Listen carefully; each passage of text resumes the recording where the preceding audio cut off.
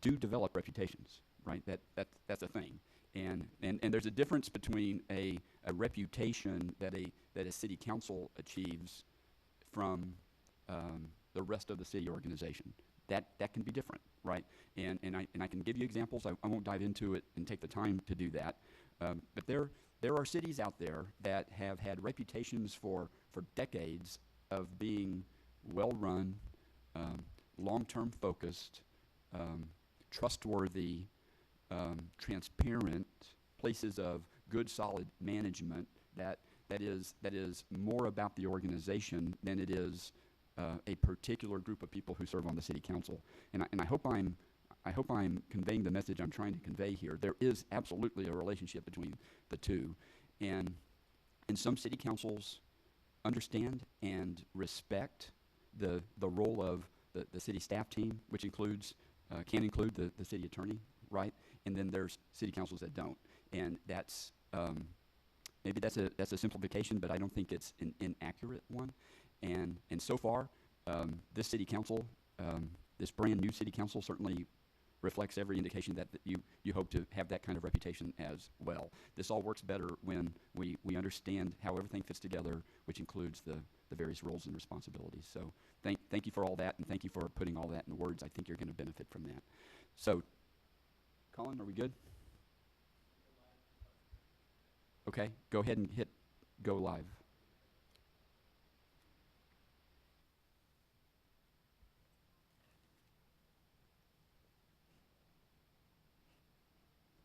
All right, so Council, I really appreciate everybody coming together, and we will be kicking off our very first budget forecast for the fiscal year 22-23, which in the biz, we generally go to the next year and talk about it being FY23. And we are at CIP and fiscal forecast follow-up. Mr. City Manager, do you have any words, or do we hand it straight off to Ms. Waldron? Tracy's going to give us a brief recap and a follow-up to what you guys talked about on April 26th. Council, if you'll, in mine, it's the yellow-greenish one, lime green, I guess, fiscal forecast. If you'll turn to that tab, I think it will be beneficial. Ms. Waldron, it's all yours. Probably shouldn't pay attention to the colors of the tabs, but look at, I don't think that's consistent. Look at the words, fiscal forecast. We're actually going to start with CIP just very quickly. I'm actually covering both pieces. Okay. And Council, we are filming, so make sure that you use the mic if you've got questions for Ms. Waldron so that Colin doesn't start getting texts that people can't hear. Thank you, Ms. Waldron. It's all yours. So I was given 30 minutes, but this will not take 30 minutes. There's not really that many changes from the last time we reviewed this. As far as the CIP is concerned, these pages are exactly the same as the last time we met, but we do have a project on our radar that was presented to us from council, which is the Ferry Park restrooms. We do have a quote. On the high end, it's about $194,000 for all-in costs, and I think that there has been some discussions since that was brought up. And I think Paul's going to kind of address some of those issues. Yeah, so let me just jump. I was the one that asked about it, and I believe if we go back, the film will show that I said there may be other extenuating circumstances, and we all know at the gazebo, sometimes there's not a problem, sometimes there's all kinds of problems. And certainly, we've all seen how hard it is, no matter how hard we work, how hard it is to keep the restrooms clean at Fisherman's Park, and that is with a lot of public generally around. And I know that we have the second set of restrooms up at the splash pad.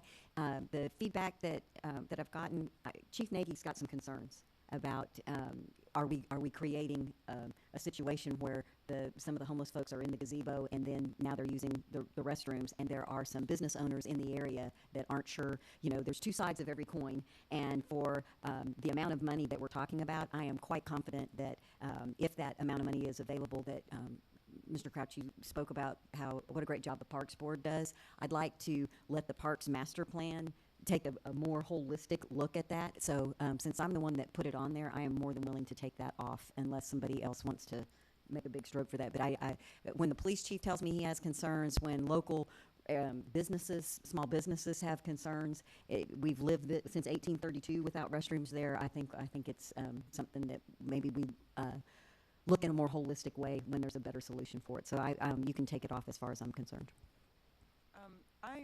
I really like the idea when you pose it, because I think to get the kind of activity and generation and longevity of people that we want in our downtown area, I think it's a great idea to put a bathroom or facilities down there, because the idea is you want people to stay in town as long as you can get them to stay.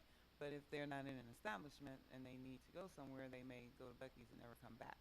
So, but if it needs more thought needs to be put into it, I certainly can understand that. I would like for it to stay on the table because I think when we think in terms of growth, it's something we might need to consider. Maybe not at Ferry Park, but maybe somewhere else in town that we could place it. So I don't want it to totally be removed from the table, but I understand the hesitation. Okay, so I think she's the bean counter. Sorry, and I know that's not a respectful way, but what we're saying is instead of funding them for next fiscal year, to take it off of the CIP list and to put the idea of appropriate places to have restrooms as a part of the parks master plan. So to your point, it doesn't just get lost, but it's handled in a more, maybe in a more holistic manner. Is that agreeable? Yes. Okay.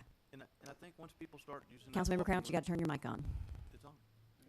Then you got to get closer. I thought it was on. Okay, closer. I think as the river loop gets more access and once it's completed, that we're definitely going to need restrooms at that juncture of the loop. So I would keep it on, maybe put it on the Parks Master Plan, like you said, but we're definitely going to need some more restrooms. How we monitor when we close it up or when we lock the gate or whatever we have to do with that to keep people going in there after hours when it should be closed is something to consider. But we're definitely going to need some additional restrooms if we want people to complete that loop and bring businesses to the other side of the river. So. But you're agreeable to having it as part of the Parks Master Plan? Yes, absolutely. I think the Parks Master Plan will generate a lot of projects, and so once we get that information, then we can start plugging that into the CIP. At this point, we don't have it. The other planning effort that, subject to how council approaches this in next year's budget, is a downtown master planning effort that's been on the staff's planning list for fiscal 23 for a while. And the idea behind the restroom at Ferry Park certainly ought to be part of the parks master planning effort. I'll also point out it goes beyond park planning, though. This is also about, and you guys have mentioned this already, providing adequate restroom facilities for people who come downtown, right? And while the police chief, as the mayor said, absolutely has some concerns about that particular location, there's, I think, a general recognition that additional restroom facilities downtown is a good idea. And we can absolutely not lose track of this, although we probably won't come back with a CIP that shows funding for this in the near term. Thank you, Council. So like I explained before, there's no changes on here. I would like to flip to the last page, though, and just kind of take in the epicness of the CIP and how, even for fiscal, well, all of these years. So we've made a lot of assumptions in the CIP. We've made assumptions about grants that we're hoping to receive. We're making assumptions about bonds that will be sold and how those get funded. We've put some of these projects and earmarked them for 4B funds. So all of these things are assumptions that we're making. I just wanted to point that out. Things change, grants don't get received. We have to, make decisions and move this information around. So I just wanted to say that out loud so that this isn't concrete. This is the assumptions that we are making at this point. So the number is 199 million. I'm not lost on the epicness of the number. Over Sure. 5 years. That's not a single year. And a lot of the big items are not new items. They're the water and wastewater. I mean, so that's driving your number quite a bit right there. And the broadband. So anyway, I just wanted to point that out. We can certainly move on to fiscal forecast. I will say just real quickly before Tracy moves on, for council's information, Monday's Bastrop Economic Development Corporation agenda includes a presentation that the staff will make on the capital plan. We provided this very same document to the BEDC. That's in the board packet that I think went out just yesterday. And the focus of our discussion with them on Monday will to make them aware of what this plan assumes as it regards 4B, Type B sales tax dollars. This assumes a couple of $1 million in cash that goes to various capital projects. It also assumes $20 million in debt that is paid off by 4B proceeds. Almost all of that is targeted at transportation improvements along the lines of what we talked about on April 26. And Tracy's going to describe the fiscal forecast here in just a bit. She's going to concentrate on the general fund.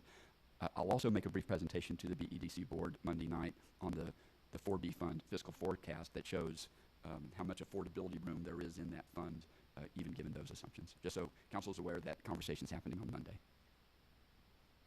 All right. So general fund, we talked about this not too long ago. I have added an additional planning year for all of these forecasts, so just so you know, that is a change. Just want to talk real quickly about the tax rates. I know most of you understand that our tax rate is made up of two parts. The maintenance and operations is what goes into the general fund, and there are very strict legal limitations on our ability to change that rate year over year. We are limited to a 3.5% increase. It is not including the new valuation that goes on. It's just the same property 1 year to the next. This fiscal forecast assumption is that for 23 and out, that we are not, we're not raising that. We're not looking at an increase. We're taking the no new revenue rate, and that's what these assumptions are built on. So just looking at that, the other thing we talked about is the fact that we're wanting to go to a 7% city with Texas municipal retirement systems. We are looking at how we will have to increase the rate over the next several years, but we're also looking at available cash and a lump sum, and we may recommend a combination of the two. So just want to put that out there, that if we are sitting on quite a bit of cash, that may help us get there quicker if we do a lump sum in combination with the increase. This forecast increases that over the next 2 years by a full 1% as far as the rate is concerned, and so that's what this is built on. We have seen the one-time requests come in. I have not had time to vet them. It's about $1 million on the requests that we've seen from all of the departments, so I still need time to look through those, review them. I actually look and see where there are other funds that they might fit in better, so we look at the whole system of funds, not just general fund. So just want to put that out there, that is still out there. It's not a part of this forecast. None of the requests for fiscal 23 are a part of these forecasts. Tracy, on the buy down for the retirement, trying to get to 7%, that's also a number that, and I know you do a phenomenal job, and we talk all the time about you're super conservative on sales tax increase, but you eventually have to close the books, and things are going well, and that buy down could be as a result of knowing exactly what maybe any bump that we get from sales tax or whatever. Is that correct? Right. So if we've been conservative with our budget, but it comes in way above, that ends up falling in our fund balance, and then we have a fund balance reserve, but we don't want that reserve. We want to spend that reserve on things that are important, which is why we usually use the one-time funds to purchase things that. So if we use some of those funds to buy into the 7% for the retirement, then that saves what we're having to collect in future years and makes us a competitive employer. Yes. and kind of. Yes. My anticipation is that we will have to do a combination of the two. So really, there's not a lot. There's not changes in any of these forecasts. Just want to go to Tracy, yes. Before you do that, there's a couple of really important points here that I think it's essential before we move on, that I want to make real certain that council is grasping what these numbers are reflecting. So if you'll go to your fiscal forecast tab, the first page says General Fund Fiscal Forecast Assumptions. The page behind that is the actual general fund fiscal forecast. Looks like this, and so I'm gonna ask us to focus on some of these numbers here for just a minute or two, and this may be the most important thing, council, that we're asking you to grasp and give some feedback on today. As Tracy said, that we haven't presented a budget to you yet. That'll happen in July, right? This is pre-budget planning, and as we said on April 26th. What's going to happen after today, between now and the end of July, is we'll make some final recommendations to you on enhancements, items to add to the budget, right? Requests from the various city departments for people and the ability to do new stuff. An enhancement is an increase in service or an increase in service level, right? Everything you're seeing on this sheet funds what we call the base, the same old with some minor adjustments to it, right? Citizens aren't getting new services or service level enhancements as a result of what you're seeing on this sheet of paper. This sheet of paper assumes, very importantly, number one, that the amount of property tax, this has nothing to do with the rate, right? This is what the average property tax payer in Bastrop pays, right? Which is going to be, for O&M, this is pretty close, $800 a year, right? O&M and debt together comes to about $1,400 a year just for O&M, the stuff that pays for cops and firefighters and public works employees and administrative staff. The average Bastrop resident pays about $800 a year in property taxes. I would argue all day long that's a heck of a good deal, right? What this fiscal forecast assumes is that $800 amount doesn't change for the next 5 years. That in 27, whatever that taxpayer is paying today is the same for operations and maintenance 5 years from now, okay? That absolutely means that the tax rate for operations and maintenance will go down. So forget about going to the 3.5% cap, right, that the legislature puts on us. We're saying we don't need the 3.5% based on these assumptions. No new revenues for O&M. Now, debt's a little bit different. We'll talk about debt here in a second. And like I mentioned on April 26th, the debt rate, the amount of taxes people pay for debt, according to the CIP that Tracy just summarized for you, that will go up, but not operations and maintenance. And with that assumption, for fiscal 23, the year we're planning for right now, again, we haven't paid for any new staff, any new enhancements. We will have a fund balance at the end of 23 of over $7 million. What we are required by policy to have, by your policy, financial management policy, is about $3.7 million. So if you want to look at this from the perspective of how much room do we have to fund enhancements, you've got a couple of $1 million of room, right? Doesn't mean you have to spend it, right? And you can say at the end of today, Paul and Tracy bring us back a budget that goes beyond holding property tax burden for O&M constant, right? You can say, we want you to reduce that. Okay, that's the kind of feedback we're looking for as a result of today. So that's just for fiscal 23. If you look to the end of the spreadsheet, you see a amount available over 5 years. That's a $9.4 million. Again, based on these, what I would call conservative assumptions about what happens with sales tax revenues for the next few years in particular. That's a significant assumption. That $9.4 million represents the room you have for enhancements and one-time expenses that we haven't built into the forecast. That's the importance of looking at this document. Are there questions about that? Or is that all clear? Okay, cool, thank you. Council, it's important to note that 6-7 years ago, we weren't looking at, council wasn't, this kind of information wasn't shared with council. Tracy may have been, she was doing it, but to this level of detail and sharing with council, a lot of times it's a new year. What do you guys want this year? One single look, and then the next year was a brand new year. That makes it really hard on staff. We want to do this. No, we don't want to do that anymore. Now we want to do this, particularly when you look at something like, to Mayor Pro Tem Rogers' point earlier, the wastewater treatment plant, you can know that we need it, that we've needed it for a long time. You can agree to fund it, but it's not going to be built in 20 days. There's a lot of things involved in that. So the 5-year forecast and being able to look at it this way, it's a forecast. There's a lot of things that can change, but it's trying to give us better information to make short-term decisions within the totality of a long-term look. So I want to thank you because we've not always had this kind of visibility. And I know Mr. Hoffman, with his finance background, it was like, of course we have to do 5-year forecasting, which I think made Tracy really happy and not so much maybe everybody else. But I think it's a tool that council now has that they haven't had before, and I'm very thankful for it. Yeah, and we really need that tool, so thank you for putting it together. And Paul, thanks for asking to have it put together. Because there's no way we can have an accurate forecast without having the forecast. And if we were going year by year previously, then there's no way we could have seen what's going to be in the future and what we can forecast based on where we're at today. So thanks for doing that. Very helpful. Yeah, I think that was one of the things he was surprised about when his list of I need you to take care of. I was like, well, I already have them.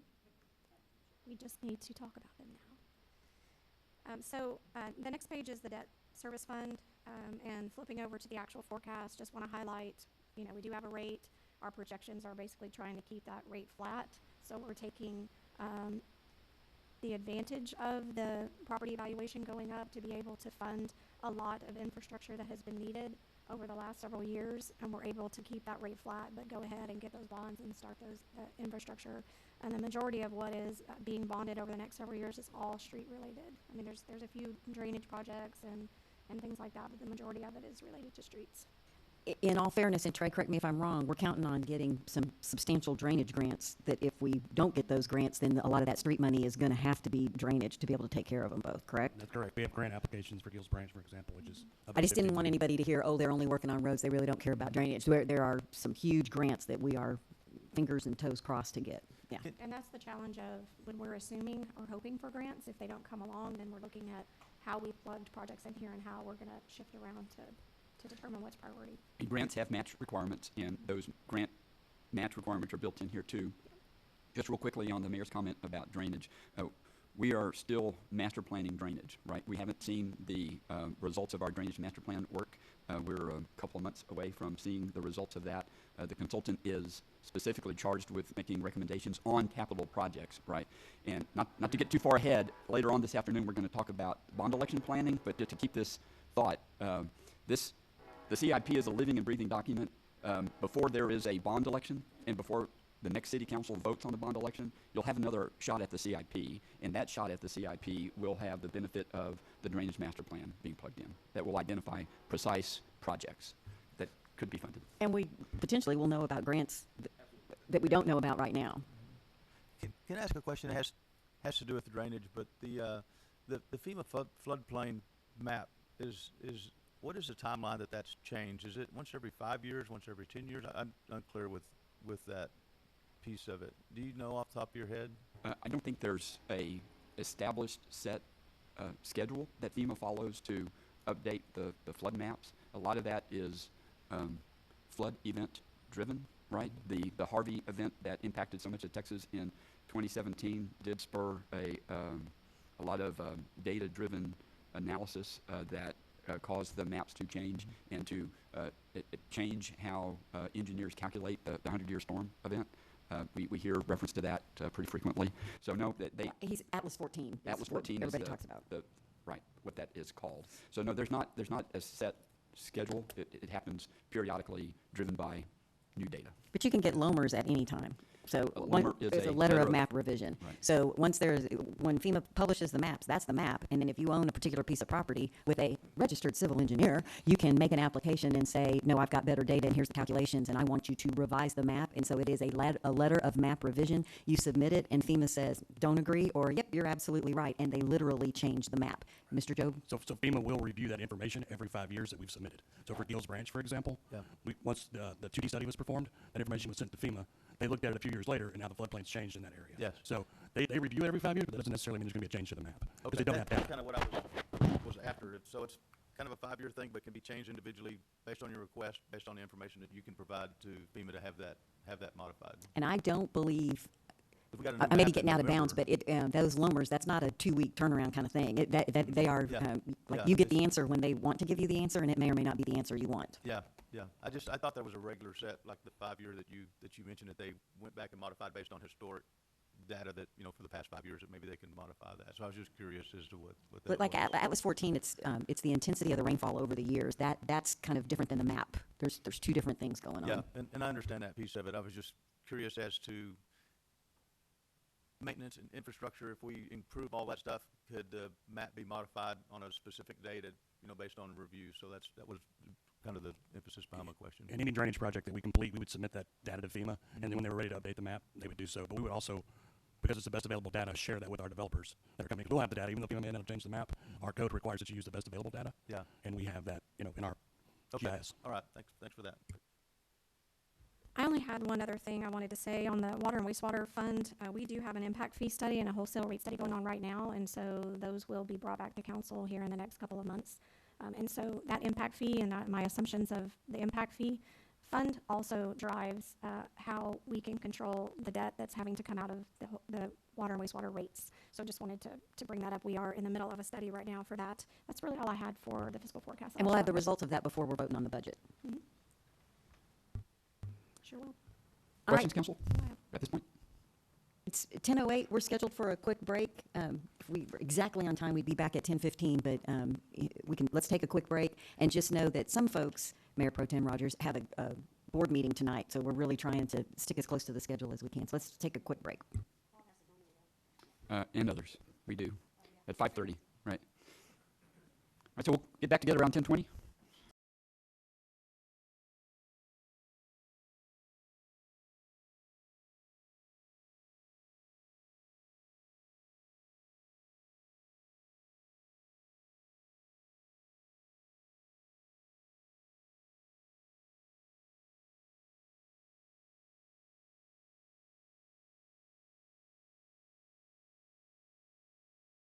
Our next topic, Mr. City Manager, is It is proposed organizational initiatives for fiscal 23. As we have been internally thinking about fiscal 23 and council's focus areas, which we'll dive into specifically here in just a bit, we have come up with some potential restructuring of how we're organized. And before we go too deep into budget development, we wanted to run these past the city council and see what reaction and thought you have on each of those. The first of them, I'm going to let Mr. Job describe, involves a reorganization within the Public Works Department where we're creating a property management division. Trey? Thank you. Yeah, the property management division in Public Works really just better describes the activities, I think, that take place from the now Parks division. So Public Works is made up of parks and water, wastewater, other various divisions inside of it. But the parks team focus on much broader areas than just the parks themselves. So we'd like to change the name, revise it, and actually make it a property management division. It'll really focus on efficient management of the city buildings and the grounds, along with some increased focus on our gateways, kind of an outward-facing department, if you will. The guys that help with the special events, that are always there cleaning up, a lot of times is really your parks division. So what they'll be now is that property maintenance division and grounds maintenance division. We would reclass the superintendent that's currently positioned, so there's not a new added position there, but just a reclassification. There'll also be some new positions for the convention center and special events that you'll see later on as we go. And this would increase the transfer from the hot fund. So part of what we're trying to do here is keep up with additional new workload. The convention center in particular is, this is great news, busier than it had been. That has put a strain on the public works staff that is responsible for managing the events that happen here. We know what Ben and Steve do. We see them at the convention center all the time. And for the newer council members, prior to last year, they were part of a separately organized convention center department. One of the organizational changes I suggested was that it would be more efficient to absorb that into a broader public works department. I think this is the logical next step to making that even more efficient, make it super clear. This isn't just about parks, and it's not just about the convention center. It's about the whole course of things we do that is about how the city presents itself physically to our residents and our visitors. We are recommending, as Trey mentioned, that we'll need additional staffing. The details of that we're still working out, but specifically that additional staffing will help manage the convention center activities. That is bigger than a two-person job now. That's, I think, is clear, and it is absolutely appropriate. And we pay for that activity through a transfer from hotel motel to the general fund now, and it is absolutely appropriate if that activity increases that the transfer would increase as well. Well, this is a completely inappropriate and ill-timed joke, but Parks and Rec was one of my favorite programs, and Property Management Division would never make one of my favorite programs. So I'm just saying that about that. So my understanding is the park superintendent is currently vacant, so you would just reclassify that. So we're not giving somebody a different job or whatever. You're just doing literally some efficiency organization. You have a position that's open that you'll reclassify, advertise for, and then the additional hot funds. The reason hot funds are appropriate is because it's specifically for workers to support the convention center, which is clearly hot fund. That's how Well, broader than that, hamster goes. it's about supporting the tourism industry. As a whole. There's a special events component to this too. Okay.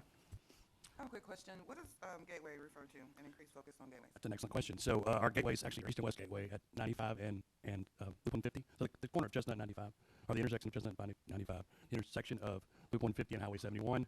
But I think it's a little broader than that. We also have quite a bit of landscaping we've invested in all of the other areas where you can enter in Hasler and things of that nature. With the increased, as busy as Public Works has been, it's hard to maintain that, and that's why there's really an improvement for some staff that's really forward-facing to make sure that stuff's managed, taken care of better. It's really an increased level of service, and that's what this is about. Did you have a specific definition of downtown appearance?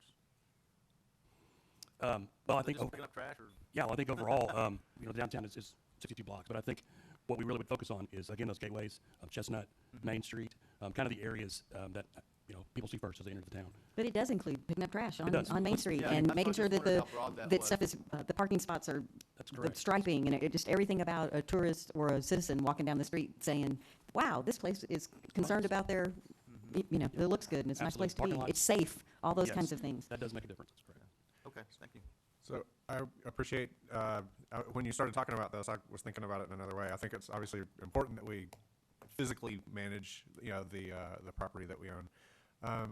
Whose responsibility is it to financially manage it? Like, let's say, what our portfolio of properties that the city owns, and making sure that we get the best use out of each one of those properties and dispose of those that are not useful and would be better on the tax rolls in another way. That is a great question, and that is an area of where we would benefit from better information and analysis and decision making. One of the initiatives we are planning, subject to council's final budget approval for fiscal '23, is a facilities plan. That facilities plan would include an inventory of city-owned property and a professional assessment of what are the best outcomes for that property. It is beyond time for us to do that kind of analysis. There are, we struggle with office space issues. We struggle with storage space issues. Some of this is in flux because of our new wastewater treatment plant that some office space operations will move into in a few months. And your question, I think, speaks to the need of a plan here that doesn't currently exist. Yes, sir. Okay. Our next organizational initiative is to formally create a recreation department. As you all know, the recreation program has been working very hard at growing, and we really need additional resources to help manage the increased demand for recreation programming, including space planning. We currently have last quarter we had the most members. We're up to 270 members, and we had the most check-ins we've ever had. We had 826 check-ins. So not only is our membership growing, but our engagement is growing. And with that, we're constrained currently by the size of our space during peak times. So we've been short-term working on getting creative during non-peak times to create more traffic, and also working on programming outdoors or other city assets. But long-term, we're reviewing perhaps opportunities for temporary spaces that are larger than our current space, which of course all of that would come back to council if any of that seems like it might be a good opportunity. In addition, the additional resources would support the Parks and Recreation Master Plan that we're currently working on through our St. David's grant. That needs to be not only completed, but then implemented over the next several years. The RFQ for that is actually being posted today, so we are hoping to get a lot of interest in that. It will also support the Emil Multicultural Center development and programming. That is still a project that we're working very hard on with the Emil group. They will serve as the Parks Board liaison and manage the fee schedule. And managing the fee schedule is really about managing what the general fund contribution is to supporting recreation through the management of the fee schedule. In addition to that, they will actually take on the branding, promotion, reservations, and programming of all of our parks. And they'll really do that from a place of community engagement and real placemaking to ensure every demographic of our community feels welcome and has every opportunity they need to enjoy our parkland. So with that, it is requiring the creation of a recreation director position, as well as adding to the base a recreation coordinator position.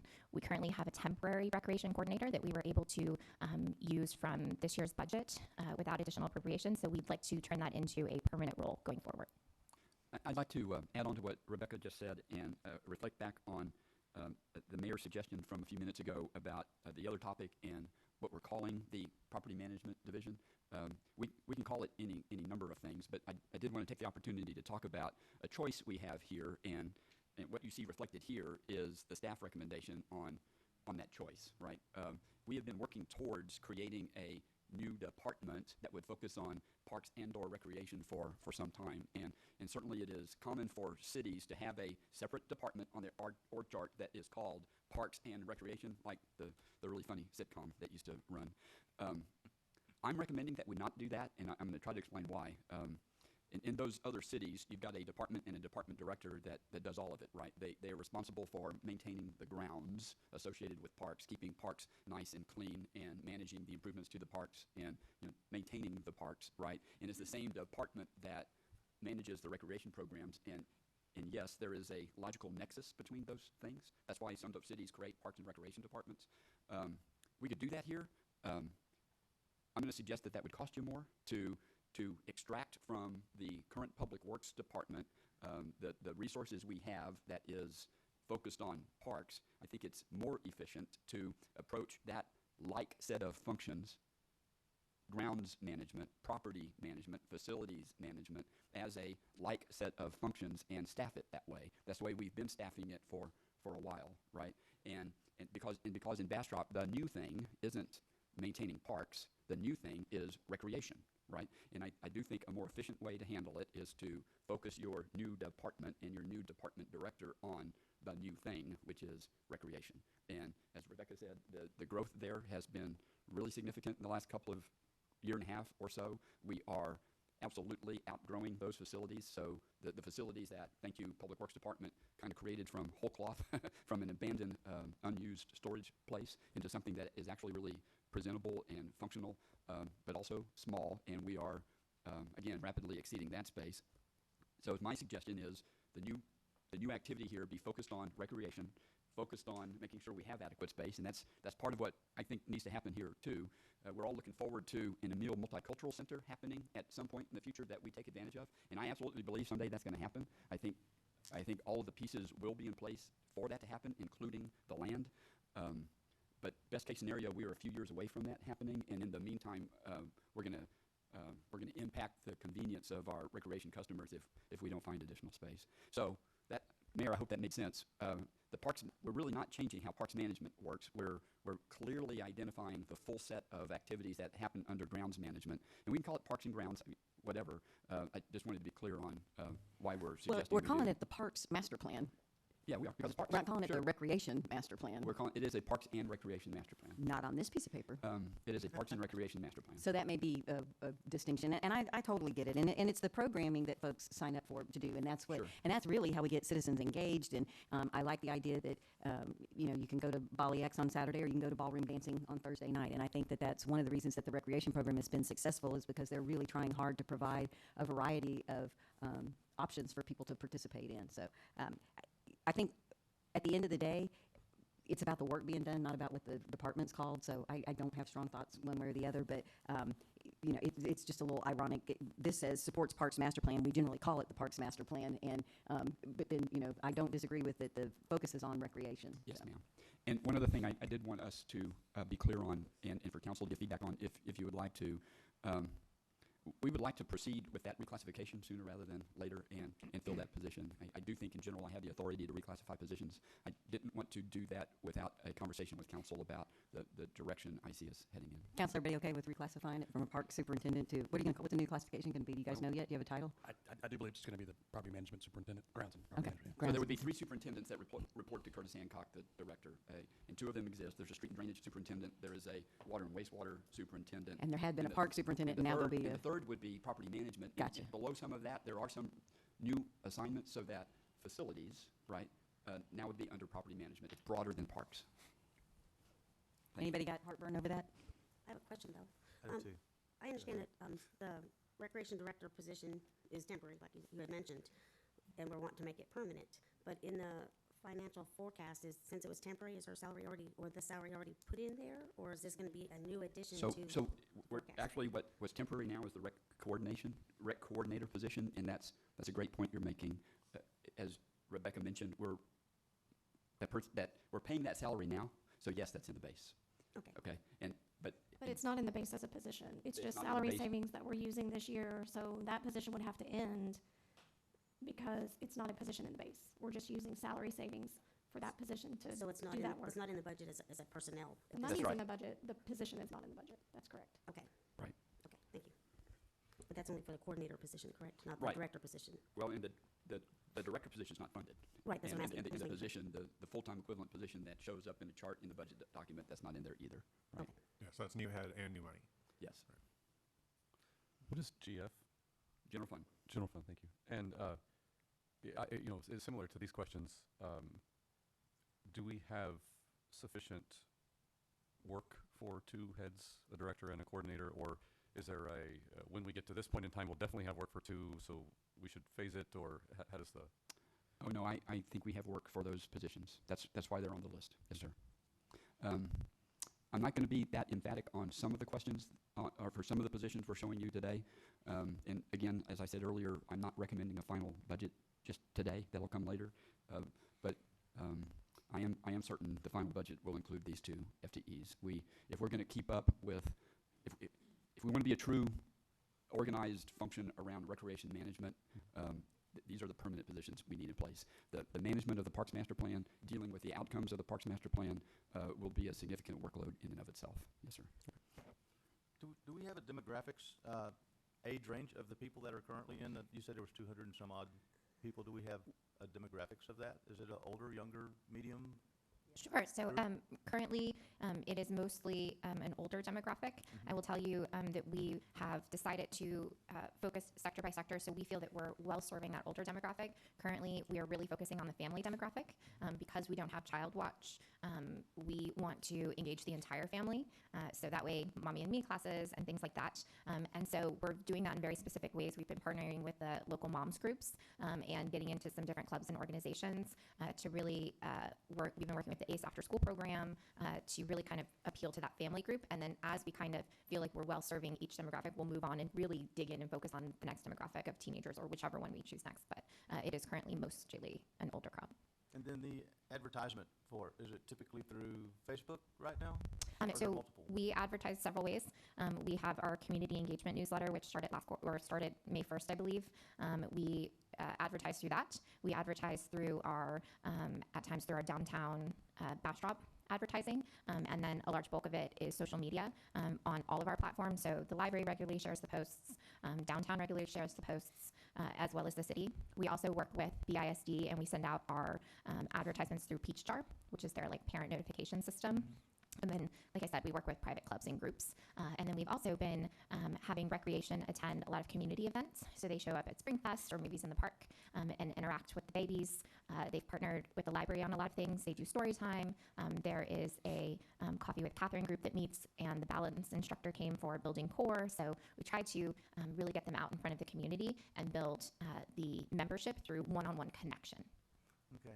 And then the reason I'm asking all of those things is because I've joined several months ago, and then my time frame is, I think it's much like most other people's time frame is before or after work hours. Mm-hmm. And so the times that I've been there, I'm the only one there. And you can stay till 9 p.m., turn off the lights, turn off the fan, and that's my new job. Because I'm the only one in there. And so I'm wondering if there's a way that we can advertise that you can come there at 5 p.m. or 5:30, you can stay and not be the only one in there. And because typically the other gyms that I've been to in the area, that's their busiest time, is either before work hours or right after work hours. And so if there's some way we could connect with that group, then maybe we could get more people. What the other thing we have to be aware of is those other gyms are for profit. Oh, no, And we no, don't want to be I get that competing totally. with them. Yeah. And part of it is the folks that want to go hang out with a whole bunch of people after work, join those gyms. Yeah. And some of it also becomes size. So the press application, it's always been interesting to me that some of the classes just absolutely fill up. And that's part of Paul talking about that we're running out of spaces. And the classes are there's always classes in the evenings, there's classes on Saturdays, there's classes throughout the days. Yeah. So, she hasn't mentioned it, but one of the things, Kevin, you were talking about our property and making sure that we're making the best use of it. Our firefighters are very consistently, it's from a location standpoint, it's close, and they're working out there on a regular basis, and I thought that was a wonderful leveraging. Instead of trying to have workout space as a part of inside the fire department, they just go across the street and have the ability to work Yeah. out. And that's my ultimate goal, is to go work out with those guys.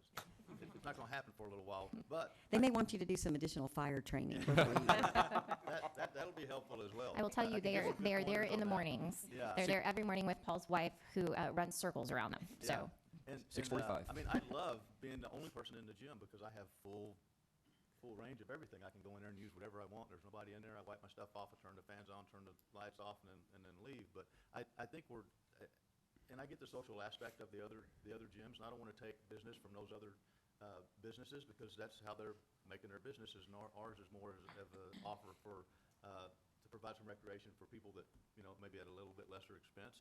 But I think we're missing a group of people, whether it's a small group. It's got to be more than just one person, because I know I'm not the only one that works out from 5 to 9, or I don't work out that whole time, but I've been the only person in there, and so I think we're missing an opportunity to maybe capture a couple of extra people to go in there and do that. So I think you're speaking to our opportunity with the Key Fob to have open gym Yeah, during Key Fob's awesome. non-class Yeah. time. So we can definitely make an effort to better publicize that, or really promote that to an audience that's what they're Yeah. looking for. I'm just wondering if there was a way we could maybe increase that population a little bit. Not a whole lot, but because I kind of like being the only one in there. But it's an opportunity. It's a little bit about like getting people to vote. Yeah. it's hard to make people go to the gym to work out, right? So, and the advertising, the key fob, honestly, those of us on council, we're sometimes the very best advocates for, hey, did you know? And when you're meeting new people and talking to folks to make sure that they know that that's a service that the city provides. Yeah, yeah. So it's just a thought for an opportunity to get more people into it, and then we could expand and get more equipment, and you know, it could turn into a really nice thing. And it's spick and span. The place is immaculate. For me, it's a great place to go and get a good quick workout. So kudos for that.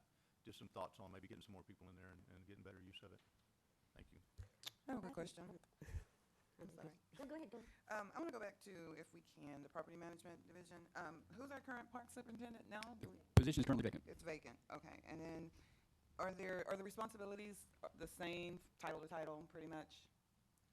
So, meaning a superintendent, calling in a park superintendent versus a parks management, the titles can be different, property management, but are the functions still pretty much the same?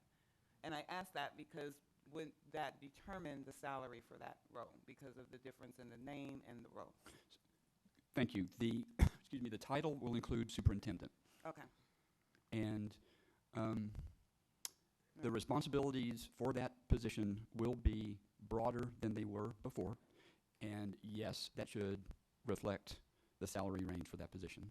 I will say we have not worked through all those details yet, but yes. All right, so whenever we bring back the numbers in the budget, could we see the numbers on what you're expecting the overhead for the rec department to have compared to what it's bringing in through the? Yes, ma'am, through absolutely. And on the list here, a responsibility within that department is to manage the fee schedule, and that's really what we're getting at there is the relationship between what the general fund tax dollars pay for rec management relative to what fees are collected from users, right? A starting point ought to be what the general fund contribution is right now. There are a lot of factors here to consider, and yes, we'll be doing all of that math and we'll be presenting it. The mayor made mention of the fact that we don't want to compete with the private sector, and one way you manage that, not competing with the private sector, is to not undercut what the private sector is charging for similar kinds of services. So we'll be looking at all of that, and with an eye on keeping the general fund subsidy, if you will, as constant as possible. Philosophically, it is, in my opinion, absolutely appropriate for the general fund to contribute to this kind of thing. And you hear this argument from time to time from Bastrop taxpayers who say, I never use the rec center. Why is part of my general fund tax dollar going to support the rec center? And this is ultimately up to you guys, but the ultimate answer to that question is because it's a quality of life aspect of what the city offers. Your experience living here, your property values all benefit from the city offering those quality of life kind of experiences. And if you can't make that argument, what the math is ultimately going to show you is that you can't afford to be in this business, because if your direction to me was, Paul, submit a budget where the recreation programs and the park programs exist solely on user fees, I'm going to come back to you likely with a user fee recommendation that means no one's going to pay those user fees. Okay. So that's, yes, we'll come back with that kind of data for you. I can't help but think of Kevin's comment of high taxes and low service. Like, this is one of the ways to combat that, is to provide that service. But to your point of knowing just how, you also don't want to be in the pendulum can swing too far the wrong way. Right. And I also, just because you don't use it doesn't mean I don't use the police every day too, but I still want their services. To Jimmy's comment about the advertising, the gym being open, I think part of when we first looked at this program, and one of the reasons I feel, in my opinion, that the private sector didn't complain as much is because most of those gyms didn't offer all the dance classes and things. They offered the weight equipment. So I think us staying away from advertising the weight room keeps them happy that we're not competing more of the rec part, unless you want to do a Zumba on the weight machine or something. So I think that not advertising it might keep us in good graces with the private sector is the only thing.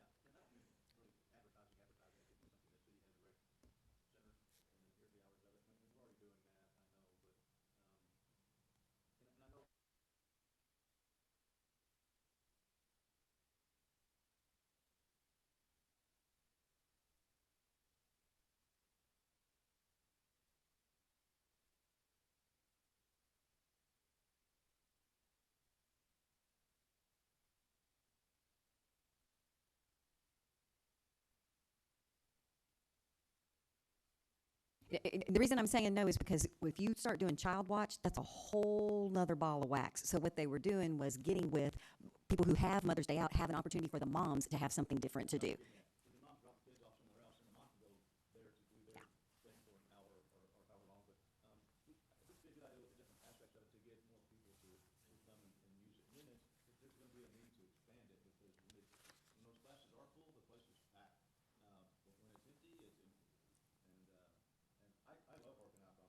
Okay, I'm not trying to be rude, but it's 11 o'clock, and we're supposed to be on focus areas, and if we need to have an additional workshop on recreation, I know that we can do that. Great conversation, and I know that we all would like to do that more, but I know we've got 4 more things to go through.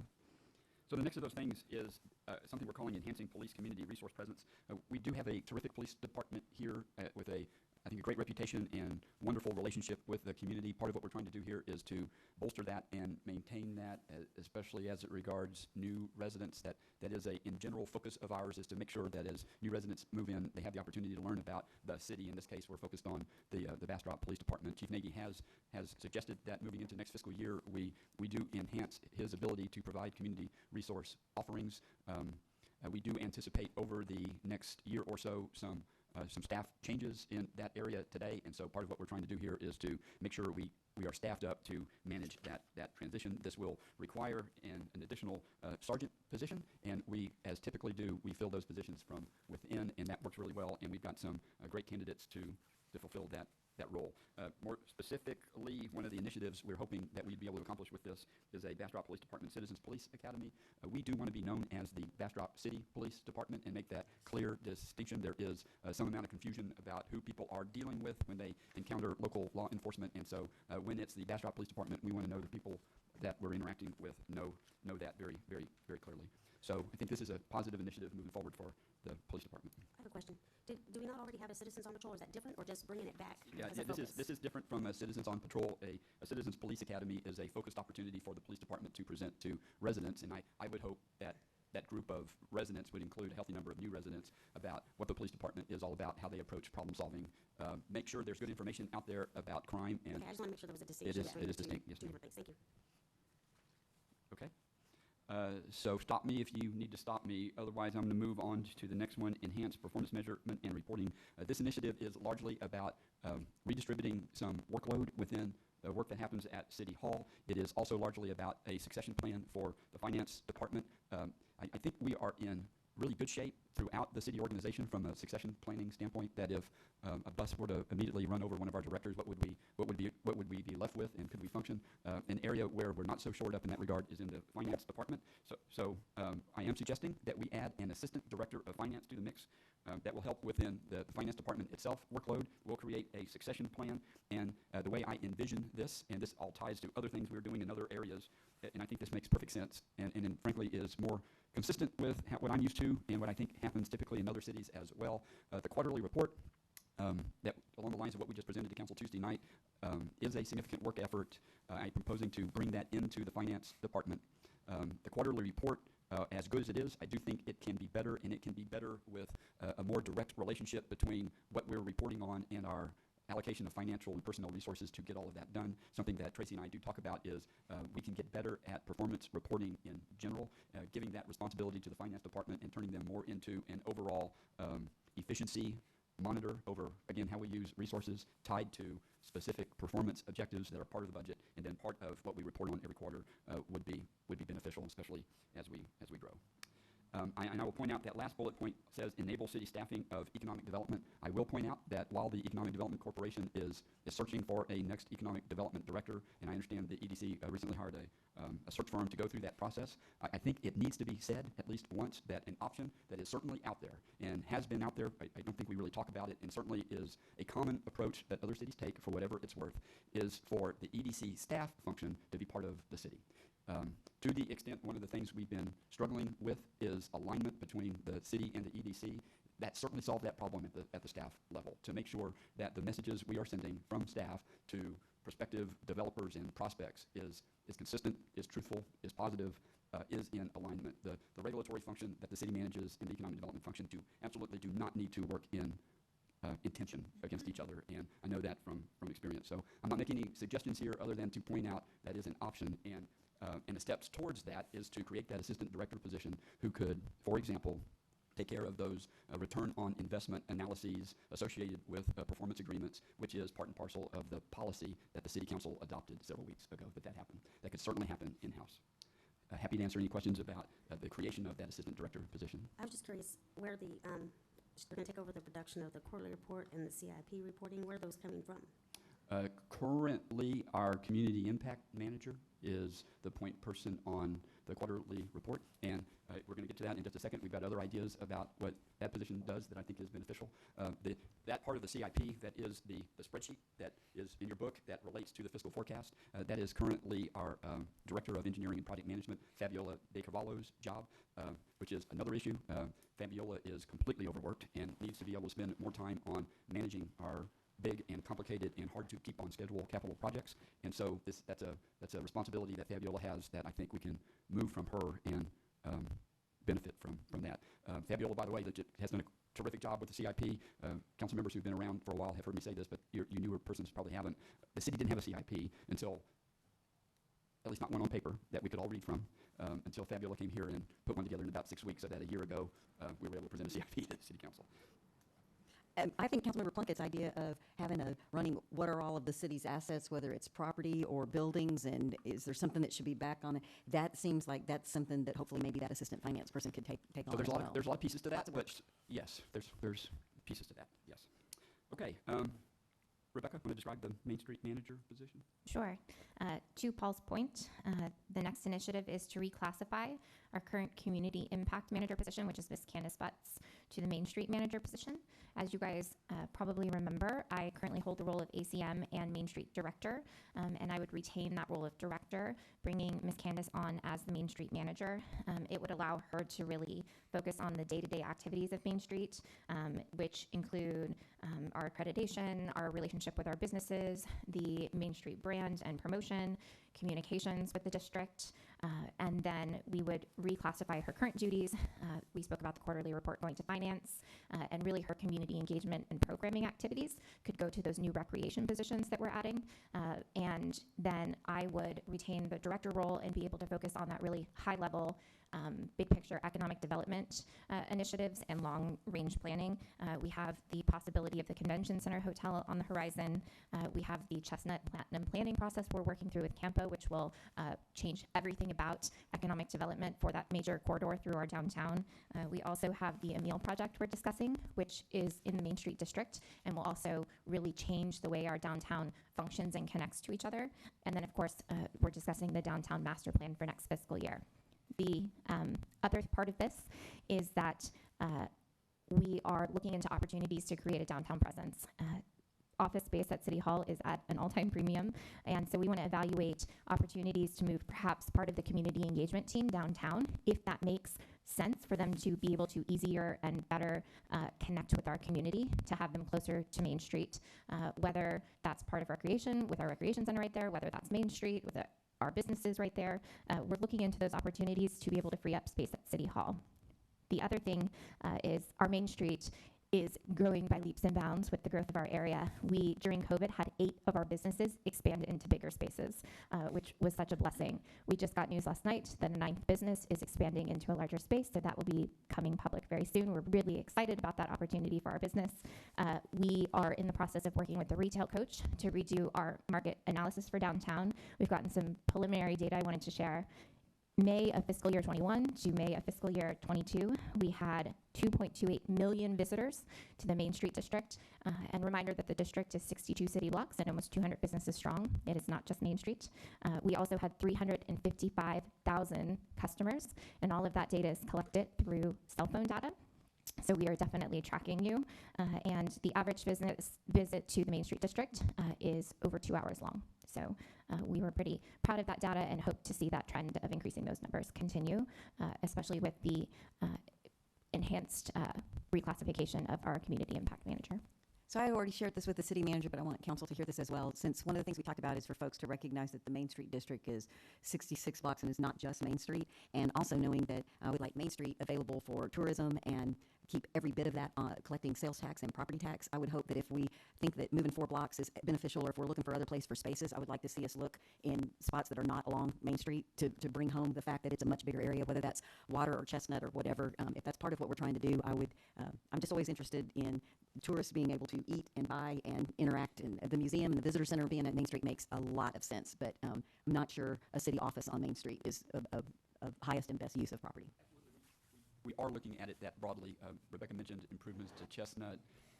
Also on the table are improvements to Water Street that would include that streetscape kind of design, and yes, that would completely be our approach. Any questions on Main Street? I'm just being conscious of the time we're getting.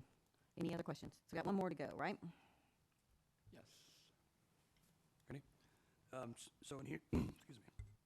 So one for our last but not least initiative, we're really going to talk more about the enhancement for information and technology function, about building that fiber optic network, right? So in your package, you'll see we have a feasibility study, and you'll hear later on from our consultant.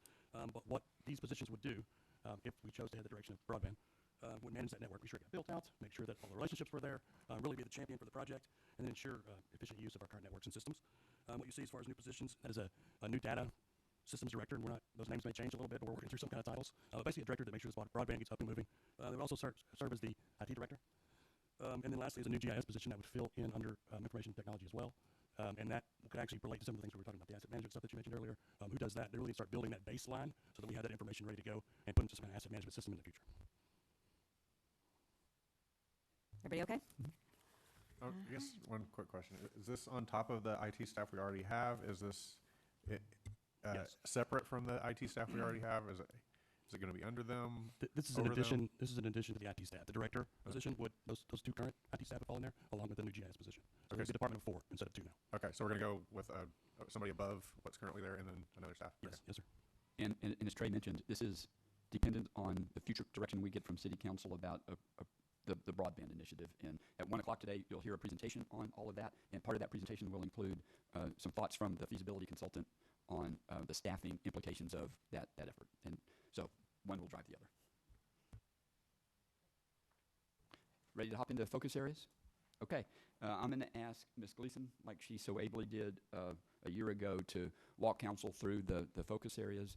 Council, these are the 9 focus areas that have been established by council for a while. This is a very important piece of how we do strategic planning here. There should be a relationship between these focus areas and how we budget. That's the bottom line. What we ask you to think about when you consider these focus areas is a 5-year planning horizon. Think 5 years out and let that drive, again, those annual decisions. We're asking you to comment on the words that are in front of you. If these words no longer make sense, tell us to delete them or edit them. If there are words or concepts or focus areas that are missing, tell us that. And we're not asking you to vote today at the workshop, but like we did before last year, if we get good consensus from you on what this document should look like, we'll bring back an item for you to vote on at a subsequent council meeting to adopt them formally. Rebecca?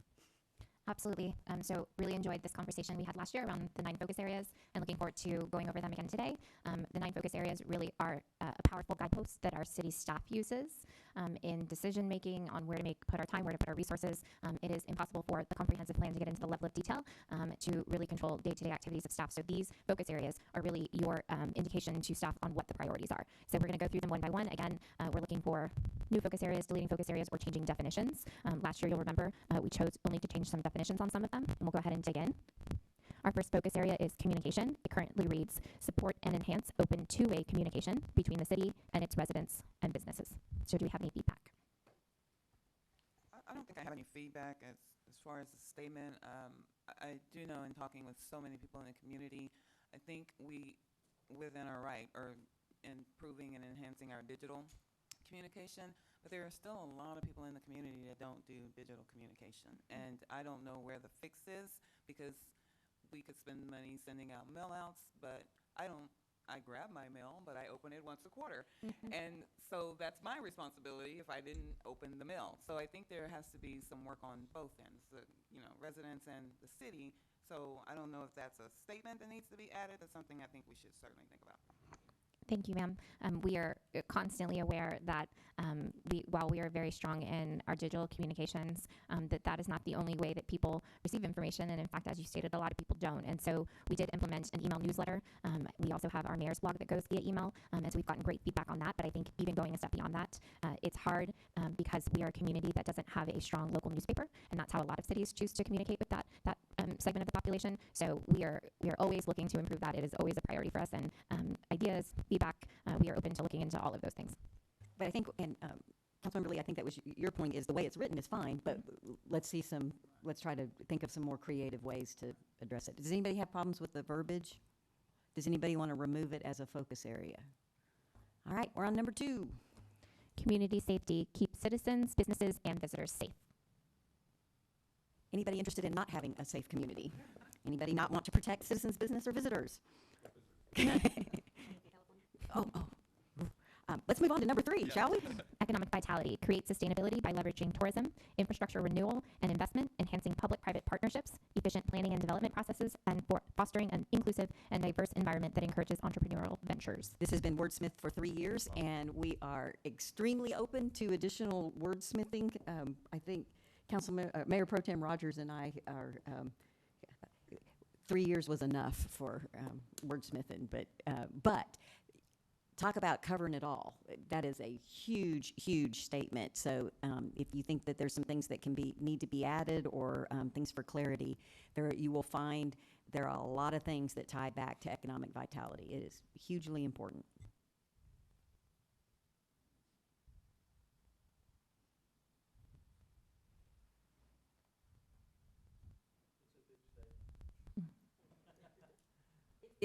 It's one of those that's easier said than done, right? Yeah. Is there anything you would like to change, Councilmember Crouch? I don't know, if there was a way to shorten it and say the same thing, would be awesome. You can do that, we can make an acronym out of all those words that are listed there, but, yeah, it's definitely something that needs to be done, and the definition is great, it's just long. It's definitely long. Everybody okay with it? All righty, y'all are making this easy. Fiscal responsibility, prepare and manage budget, fiduciary responsibility. Next. I'm fairly confident no one wants to say, no, we're not interested in financial responsibility. Next. All right. Manage growth, plan for and manage growth, development, and redevelopment to maintain Bastrop's unique feel and character. This is one of those where you bump into growth manages you or you manage the growth, and the inclusion of Bastrop's unique feel and character, that's also something that has been wordsmithed because, one end of the pendulum, which this community went through for a long time, is don't build it and they won't come, and we don't want anybody, and we don't want any competition, and we don't want to grow, and why won't people just leave us alone? And the other end of the pendulum is let anybody do anything they want to do, no matter what, and we don't care. So this was an effort from past councils to try to hit that sweet spot in the middle. Again, easy thing to say, harder thing to implement, but the goal of the verbiage is to try to say that council is interested in what the community's like in the future, and they're making decisions knowing that they're impacting the future. Very open to any words. Councilmember Plunkett, got some suggestions? Maybe if we added to the end of it, because one of the things that development gives us is additional services, for the people who do live here, and that development brings with it. We speak to maintaining our unique feel and character, but we don't seem to be talking about increasing opportunities for our citizens through development. So I would kind of like to see something that would talk about the positives of development. Maybe an improved quality of life, something that general, or do you want to be more specific to provide additional services? Goods and maybe just additional goods and services. I mean, I'm open to any other suggestions, but that's kind of my thinking. Yeah, I'm afraid quality of life gets a little too broad. And, yeah.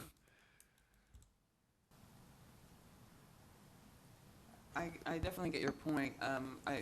The initial words in my brain are saying while meeting the needs of something of that nature, because I think as we grow, we need to find out everybody's needs. Our needs are not the same as they were back when I grew up and all we had was a Pizza Hut and a Dairy Queen.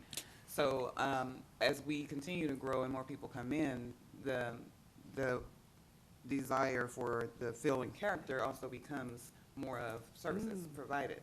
So I get what you're saying. It just my brain can't formulate a sentence that fast. I was also thinking of the word of opportunity, whether it be an opportunity to get the services or the goods, or just providing additional opportunities, for our, instead of, I don't know. Or even work opportunities, Work just opportunities, generally yeah, it's just, opportunities, as well as provide additional opportunities. I would be totally okay with replacing goods and services with opportunities, maybe. That As would well as that would encompass that. I like less words. Yeah, and so it could just, as well as opportunities. Would you want additional opportunities and needs? I mean, that kind of goes to what Ms. Lee wanted. I'd say redevelopment to maintain Bastrop's unique feel and character, and while continuing to offer services and opportunities for our residents, citizens, and visitors, or something like that. That's getting pretty long. That's really wordy. Or just community?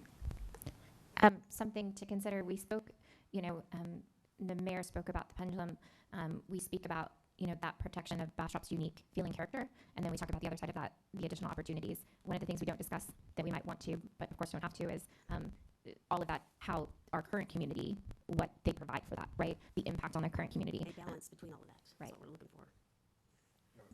One thought, Mayor and Council, listening to you, is you could keep the existing line, but add to it while facilitating opportunities to meet the community's expanding needs. I love Alan. Does that Perfect. encapsulate? Yes. Yes, thank you. See, that's why. He gets paid the big bucks. It's not his first focus areas he's looked at. On the first 4 words, plan for and manage, what if we said, instead of those 4 words, facilitate? Facilitate growth, development, and redevelopment. Because I think managing is a strong word on how we control it. And the way we is it work. our role to be a facilitator or to be a regulator? I would like it to be the facilitator. Yeah, I would like facilitate. I think we need, yeah. So who regulates? Because we can want the facilitate role, and that's awesome, but ultimately, somebody regulates, so who has that role? I think that part of the facilitation role is in regulation. I mean, when we, the police regulate our speed limits, but they facilitate our mobility, with the streets, so I think that works. Actually, they make people follow the rules that are placed. They don't make the rules. So someone still has to make the rule to guide. And then you have someone that makes sure that we're following the rules that somebody put in place. Council, I might suggest here that if the intent is to facilitate, and I think it would be a good idea to define that word in context here as to exactly what that means. But if the intent is to facilitate, and if the intent isn't to facilitate in such a way that you're no longer regulating, but if the intent is to facilitate, then perhaps this is more about your economic vitality focus area than it is about managing growth. The word manage isn't just in the definition, it's in the actual wording of the focus area. And I think the city manager would imply from that, or infer from that, a certain idea about what it means to manage growth, which it's not in conflict with facilitating, but it's absolutely not the same thing, right? And here you do have 2 focus areas, one that is about economic vitality, and Mr. Plunkett, if I'm getting this wrong, tell me, but you started the discussion about additional services, additional goods, additional opportunities, right? It seems to me like all of that fits under the heading of economic vitality, and maybe to Mr. Crouch's point earlier, that's too wordy, and we can collapse all of that.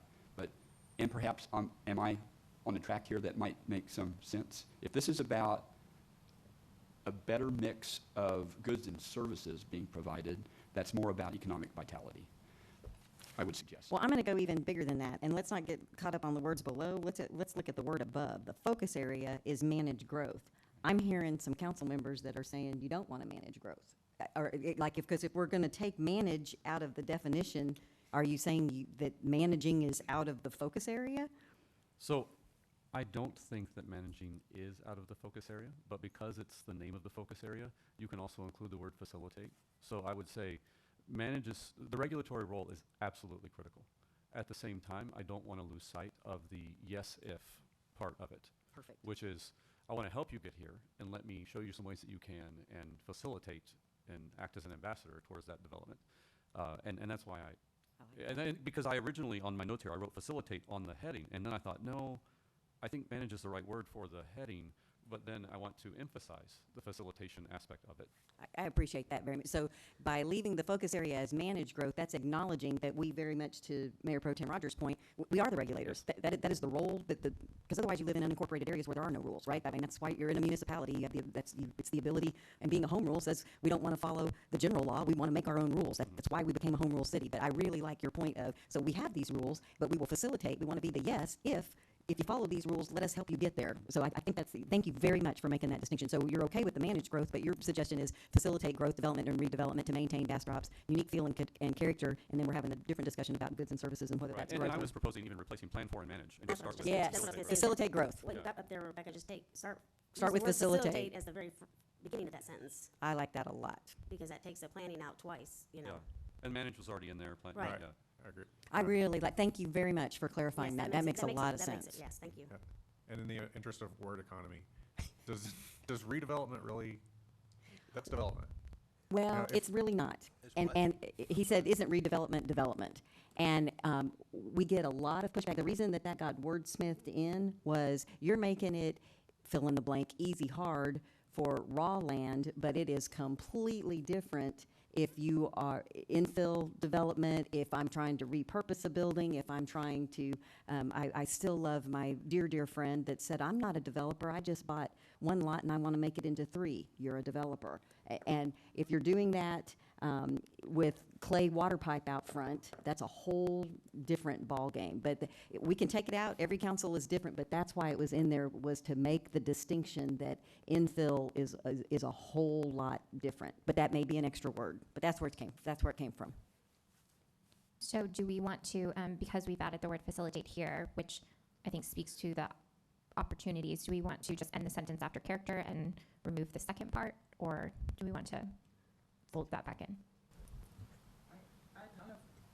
I think we're repeating the word facilitating definitely in that second sentence, but I kind of feel like the opportunities to meet expanding population needs should stay because, again, of the growth. And it's our job to find out what those needs are as we continue to grow. What if we, I was going to suggest, What about the word evaluating? That's nice, evaluating opportunities, or, Or seeking opportunities, evaluating I was thinking opportunities. providing, yeah. I like the word, yes, Kevin, creating opportunities, or provide something. But because by doing our infrastructure and stuff, we are, or hopefully, when we're looking at making roads there, so that we're actually looking to create more opportunities for things to come in, so. so I see a slightly simpler version which says facilitate growth, development, and redevelopment to maintain Bastrop's unique feel and character and meet the expanding population's needs. That's what I was going to say too. Can we just say and? Like it. Yeah. And meet the needs of the expanding, there we go. Are you okay with that? Yeah. Yay! I think the words need to be changed around, and then you said it. Yes, fewer is better, and it gets clear. Councilmember Plunkett, you golden? And there she is adding words. Totally. Okay, Mayor Pro Tem? Yes. Councilmember Lee? Perfect. Councilmember Crouch? Councilmember Kirkland, you better like it, you wrote most of it. Yay. Yay, all right. Mayor, I think it's a good idea to dwell just a bit longer on how we're defining the word facilitate, just to make sure we're clear in that 6 months from now, when challenged on the concept, we know how to respond. And I tried to listen very carefully to Mr. Kirkland's logic, and I think I follow it, and I certainly don't disagree with it. And I'm not necessarily advocating for a different word than facilitate, but also listening carefully to what you said and being in the trenches where sometimes these conflicts play out, right? Conflicts between an applicant who wants a thing and we as a regulatory agency say, well, that thing is against the rules, right? And sometimes those discussions turn into a who's going to take the next step and create the creative solution so that what the applicant wants to do does follow the rules, right? And this does happen pretty frequently where we have these kinds of arguments with folks, and we will say something like, we're not your design engineer, right? And we're not, and these lines might be fuzzy, but there's a line there that we shouldn't cross, and that might be with a simple building permit, right? And it could be a complicated subdivision development where we're going over the details of a site plan, and we are happy, and I think actually we're pretty good at having creative conversations with people. That's actually what happens at a pre-application review meeting, but it does happen frequently where the applicant is looking to shift that burden to where I don't think where it belongs, right? We are not your designer. We aren't the applicant. There are some things you need to tell us, and that is oftentimes the rub. We can't make this stuff up for you. You've got to tell us what it is you're hoping to accomplish. So as long as we're clear that that's not what facilitate means, right? And that's because it could be interpreted to mean that because we want to meet the needs of the expanding population, we will take that next step and we'll redesign this for you. So as long as I've said that. And I think that the way I look at it is that because we want to meet the needs of the expanding population, if there's a rule or a policy that's in the way of something, the council wants to be informed of it so that we can weigh in and potentially change it, and maybe even faster than it has been done historically. I don't know if that looks like more frequent updates on development activity or things that are coming in, or and I don't know what it looks like. And some of it I know might even be confidential under non-disclosure, under whatever, in terms of companies or businesses wanting to locate here. But to the extent that we as council can also help facilitate this, there's a strong desire there. That is a really important piece of feedback. And I will just say, it is not always obvious to city managers and city staff what to do when that happens, right? And I'm not speaking here necessarily from Bastrop experience, but those are two different philosophies, right? When we are at that impasse and there is a rule that's in the way, right? How proactively does the city council want us to bring that back to the P&Z and to the city council and proactively put that burden now publicly on the city council, right? Because I have certainly had the opposite kind of message sent to me before, where no, staff, you guys need to deal with it, and we don't. This is why we have these rules. We made these rules. People need to follow them. And if they can't follow them, right, then that's the outcome. And please don't run to us every time a developer says, we would like the city council to solve this problem for us. And that's, I think, a legitimate balance that is out there. If I could add to that just a little bit, Yeah. we do currently have a process for that, and we kind of just call it doing different, right? So there is a set of rules that have been established to keep that unique character and feel based off a lot of input from the public. But when it's time to do something different, there are steps that you go through. You maybe P&Z first, and then go to city council. But even the doing different has steps, and this is real in real time. So I'm glad we're having the discussion. In fact, we were thinking about some of these discussions for the May 24th council agenda. So thank you. Even the doing different has rules, right? And Trey articulates this much better than I do. But even the doing different, we're going to hold that developer to a standard that they're. Okay, so you don't want to do this thing. Tell us what you want to replace that with. Yes. Okay, you don't have to follow this grid requirement. You don't have to follow this landscaping requirement. You don't have to follow this building glazing requirement. You got to tell us what you're going to do instead.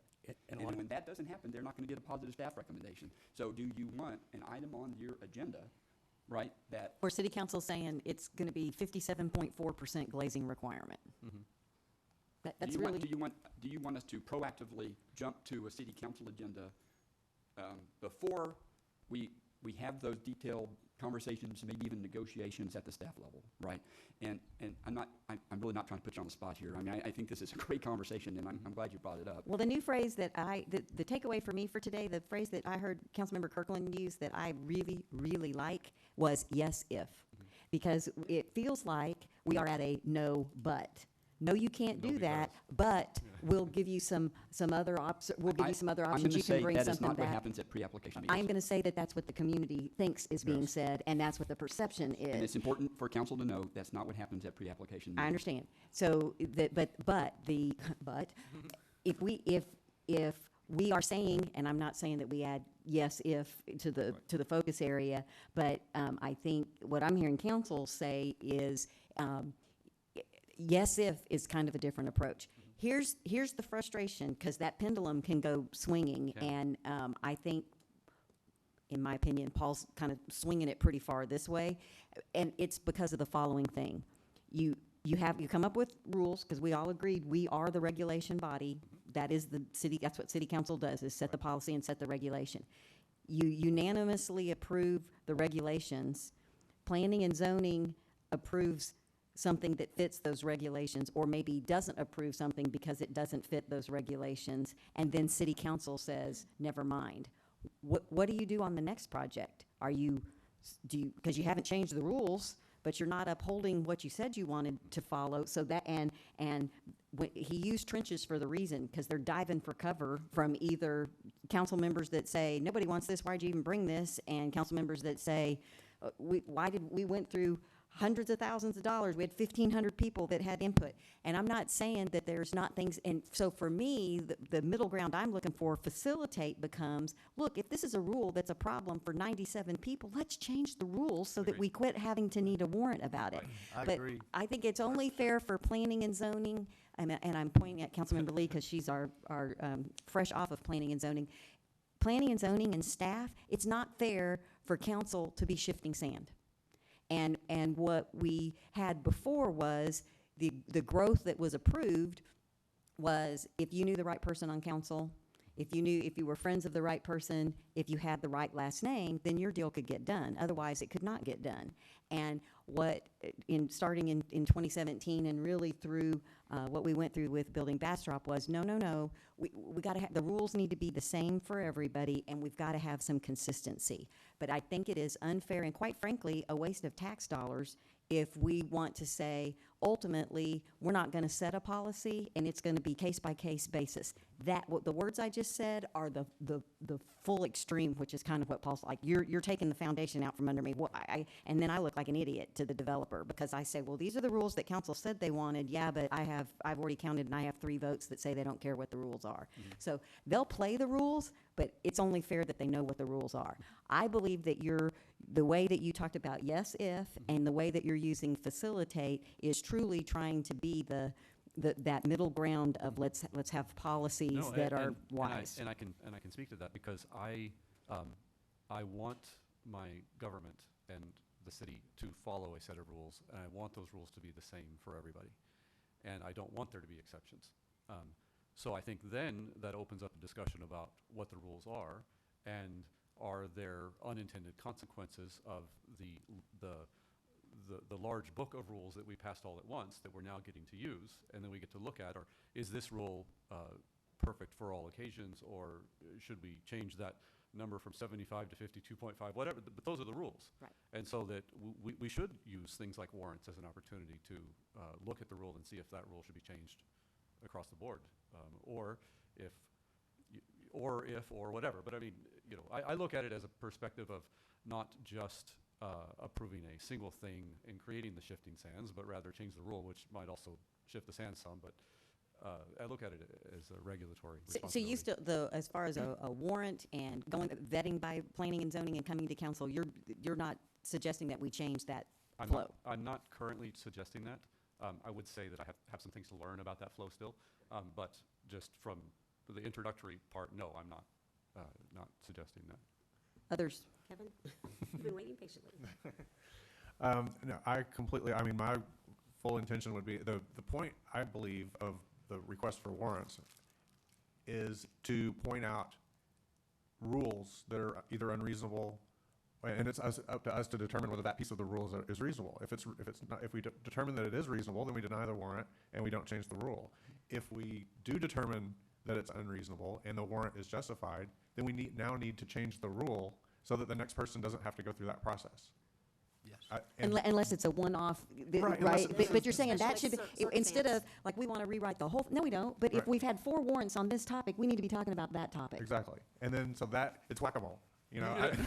Okay, this problem comes up, you solve it that down. problem, and you solve it forever. You don't just solve it for that one applicant. I think You know, go ahead, go ahead. sir. It's going to be an ever-changing thing, just like most other things. We're going to change as our population changes. The rules are going to change a little bit as our population changes. You have to have a set of rules to maintain that to some extent, but at some point, there's going to be something that's going to come up that needs to be modified, and hence the warrant or variance process. And then if you approve that warrant or variance for that specific reason, that should be able to open the door for another person where they don't have to get quite the process to do the same thing. I think there's a lot of things that our B3 code does that is really good. I think in some applications that it's horrible. So if you can correct that with a variance or warrant and correct maybe a mistake that was done at that point in time, and we can do it as a group, as a council vote or staff vote, because what I've seen so far is the staff won't support a variance or warrant request if it falls against the B3 code, because that's the basis that it's for. So if it's in the B3 code and it's presented to staff and staff is presenting to council, from my experience so far, staff will back up the B3 code no matter what it is. And if you can, and then the next step is for it to come to council to vote on, to see if that's the appropriate action or not, based on what that group of 5 votes on. So, Okay, well, it's planning and zoning, so you're getting a couple of things. correct me if Yeah, I, so the warrant goes to planning and zoning, and then it goes to council, so. Okay. Thanks for correcting. And we can have a B3 code conversation, but I kind of want to get us Yeah, we back need to to the, finish to this the one. focus areas to finish didn't wanna what we're speak on. for that, But and staff is following the policy because that's what staff's hired to do. Right. And we would fire them if they weren't following the policy, and you cannot have staff making side deals. But what Mr. Hoffman is trying to bring to light for everyone, and I very much appreciate the yes if, I appreciate the facilitate, and I really appreciate, manage implies there's regulation involved. But I also want us to be aware of the fact that sometimes maybe the warrant is approved, but you don't change the rule, and you have to rely on the expertise of staff, which reaches and includes legal as far as setting precedents and unintended consequences of picking out one thing. You may be solving a problem for one particular project, but you may have just pulled the string and ripped out the whole sweater that you didn't intend to. And that's what staff brings to the table for those conversations, is here's the consequence. Alan, are you wanting to? When you're ready, I'm not sure if this is where our city manager was going, but sometimes when we talk about policies and rules, we go back to the notion that words matter. And I think what we're wanting to know on the staff side of the table, if I understood where Paul was going, because I think I'm there too, is if you're giving different policy guidance, make sure we know what those words mean. I know that particularly in Central Texas, things like managed growth has often been either interpreted or felt as no growth, right? Stop growth. It's code. I It's don't the think break. that's, what's that? It's the break. It's the break. And maybe in some areas that's true. I've lived in this region 26 years and I haven't seen any The no break. growth. Even in Austin, I don't see no growth. It's changed just in the 26 years I've been here. So I don't think in Bastrop, managed growth means no growth, say no to growth. I haven't observed that during my time here. It's tried to regulate it in a way that protects what Bastrop loves about itself. Facilitate's a great word. Placing it first could have implications. Words matter. What does facilitate mean? To make easier, to provide for. And I'm not sure if that's what we intend by putting that word there. Or is it staff's job or direction from council to make growth and development easier and bring more of it? And if so, that may be a separate conversation in and of itself, because I think y'all have said earlier in this meeting today, it's here, it's coming. It's a matter of, do we look like Bastrop in 25 years, or do we look like every other Texas city with the exact same things? If that's policy guidance, that's probably something staff wants to be clear on. To Alan's. Well, with it not being first, what if, and we come up with a different word, what if it's growth, development, and redevelopment facilitated to maintain Bastrop's unique feel and character and meet the needs of expanding population? Your point being, does it change words matter, and if that's the very first word? When you said facilitate, meaning to make easier too, and you gave another definition, in my head I was thinking, yes, exactly. So that resonated with me when you said it. As a, definition, right? Yeah. Myself as well. I like facilitate growth as the first 2 words of that paragraph. Because I think we do need to provide for growth, just as when we build a road and we put a speed limit sign on it, we've provided for transportation. When we set up a planning department, and permitting department, we are facilitating permits, so that we can have growth. So I don't think it's unreasonable to say that we are providing for growth. If I could just chime in here, this is Just probably the one that because you helps administer. facilitate something doesn't mean that you can allow people to break the rules and do whatever they feel like doing. If you facilitate it, just like Alan's definition, I just looked up to see specifically what it said. It is to make it easier, but that doesn't mean that you can break the rules, making that process easier. So I think, for me, facilitate growth, I like the paragraph the way that it is. Mr. Joe, we haven't heard from Councilmember Lee, and she's had her mic on, so I would like her to chime in. Thank you. So I would like a suggestion, city manager, on what word you would suggest replacing that with, and you as well, our city attorney. And I personally think that the definition of facilitate is to make it easier, and I understand what you both are saying is that people interpret things differently. And so if we put facilitate in there, and then we get someone every city council meeting say, well, you wanted to make it easier. That's what you said in your statement. I think that maybe adding a word that lets the public know we're open to trying to make it easier, while at the same time establishing the correct or proper regulations. So maybe facilitate and regulate growth, something that lets them know it's not a free game. You don't just get to come in here because of, by definition, that word means to make it easier, demand this is what you want because you think it makes it easier, if that makes sense. So I'm not suggesting a different word, and I'm not suggesting that the definition of make it easier is inappropriate or inapplicable here, right? But I appreciate what you said, Ms. Lee, because that is the concern. How will these words be used as a hammer to hit us collectively on the head about later, right? And I do think I have a sense of what developers and applicants want out of a city, right? And I think a facilitated process is an okay way to put it, right? What they want is consistency and predictability, right? And they want timeliness, right? That is what developers want. And if that's how we're defining easy here, then absolutely, that is what we should be working toward. I appreciate very much what Alan was saying, and I think he and I are in alignment here. It will be interpreted that to make it easy means to do what it is we want, to do what is the popular outcome, right? And so should the process be easy? Should the process be consistent and predictable, and should the staff team be responsive? Absolutely yes. Absolutely yes. I'm not sure if that's always easy. Development of property is not easy. I think maybe where Alan is going is there are some developments we absolutely don't want. We don't want bad development to find it easy to develop here, right? Define a bad development. And so a development that, one way to define it, and I think there's a relationship here between the managed growth focus area and the fiscal responsibility service area. A bad development in an environment like Bastrop's, where we're growing and we really don't need to aggressively seek development. A bad development is one that puts a burden on the resident that currently lives here. A fiscal burden, a transportation burden, a drainage burden, a city aesthetic burden.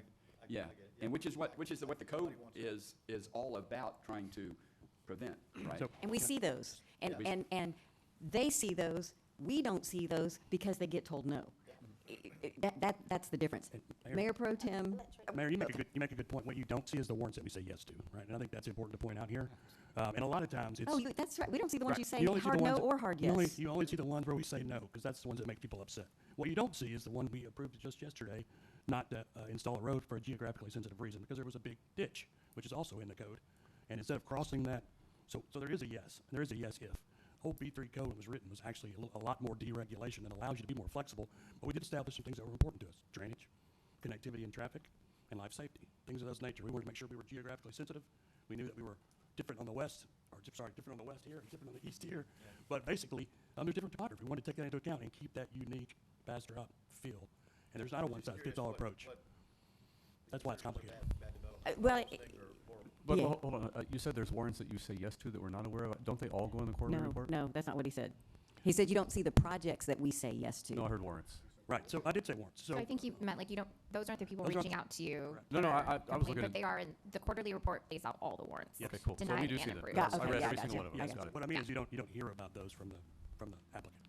They're not upset when we say yes, that's my point. No, and that's true, but I took my list from the quarterly report, so I was like, wait a second, there's more? That's all of them. And I think to the city manager's point, and I think Councilmember Rogers spoke to it earlier, our current definition doesn't provide for that protection of our current community, our current resident, in those areas of transportation, taxes. Right now, it's important to us, based on previous policy from City Council, that new development coming in pays for new infrastructure for that development, because otherwise that burden falls on our taxpayer to put that in. And so I think that protection of our current taxpayer is something we're not seeing in this current definition. It's really about that facilitation and then about protecting the unique feel and character, but we don't speak to protecting the citizen. So I don't know if that is still what we'd like the policy to be, or Well, I have a suggestion, if you don't mind. Please, yes. Maybe just a little bit of flip-flopping from what I'm hearing the definition to be. What if we switched it to, it's saying, to maintain Bastrop's unique feel and character through smart growth, development, redevelopment to meet the needs of the expanding population. I don't like the word smart, but, I mean, I don't know another word to, because that's what we're trying to maintain. We're trying to maintain that, but we were maintaining it through controlling the growth, but, you know, but we need to do it in a smart, fiscal, responsibility way of whatever. But instead of taking that facility at the very first of it, I think the important part we're wanting to make is keeping the Bastrop's feeling, character should be our first thought. That's what we're trying to do. That's our first goal in this whole, focus area, is to keep who we are. So I think that needs to be front and center, and then defining how we plan to do that. Go ahead. I really like that, to maintain Bastrop's unique feel and character and meet the needs of the expanding population through responsible. Responsible is a great way. There you go. Responsible growth and redevelopment, however you want. I like that, very good. Because that takes that facilitate from the very beginning word that we seem to have a little bit of trouble with. So I don't have trouble with it at the beginning, I want it there. Okay, well, you're one vote. I am. But I do think that we need to make sure that people know that we're open and we want development. We just want development in a responsible way. Because to Paul's words, we don't have a whole lot of room to develop. So we want to make sure that development we bring in is what we want. I wouldn't object to saying facilitate responsible growth, development, and redevelopment. I think the word facilitate is a key word that should be in that paragraph somewhere. I think facilitate is more important to have more of a staff person that facilitates the growth than it being in the definition. As I spoke several years ago, I think it's important for the developer that comes through, gets someone that's helping them through the process, that can help them show not make it quite so hard, but that's just my opinion. Does that responsible growth include that impact on community, or is that no longer a priority? Should we take that as still important to us? I would maybe say through facilitation of responsible growth, development, and redevelopment. Okay. How's that? like that.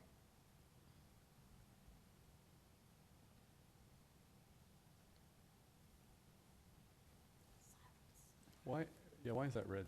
There we Because go. I spelled it crazy. Okay, there we go. I was like, is that not a word? You guys want to grab lunch and think about it? You come back? I do have a question, though. How much is that big glass thing in the council chambers that cost for us to replace these focus areas? It's very easy It's because just paper. Oh, yeah, okay. it just That's what I is was a curious sticker on the because- back of the okay, glass. good. We just I was like, I don't want to change this if it's $500. we'll just keep them. No, we just peel the sticker off. Okay, are you guys, No, I don't like the to maintain. Nothing else starts with a prepositional. yeah. I Right. know. Yeah. Yeah, exactly, in terms of, Maintain Bastrop's unique feel and Ooh. character. the sentence is weird now. Meeting the needs of the population through facilitation. What about while meeting the needs, instead of to meet the needs, while meeting the needs? Yeah. I put through, so I got here now, manage Bastrop's unique feel and character to meet the needs of, and we can change that, to meet the needs of the expanding population through facilitation of responsible development and redevelopment to manage growth. I think growth might be in the wrong place. Responsible development and redevelopment to manage growth. What did you say, Kevin? He said that helped. Okay. Do we really have to say expanding population? Isn't, It just uses population? yeah. Okay, To meet that the works. needs of the population, yeah. The people's needs. The people's needs, meet the peeps.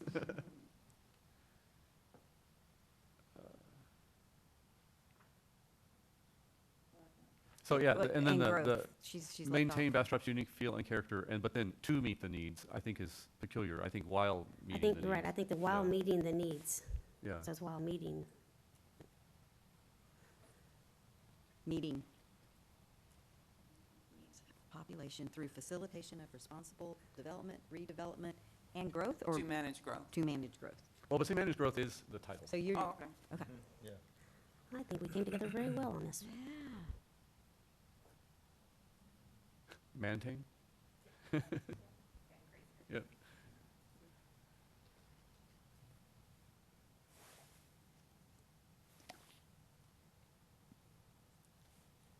Everybody okay? Mr. Kirkland? I like the one we were at earlier, but I do too. Alan, what's your opinion versus this one versus the one previous, as far as the wording?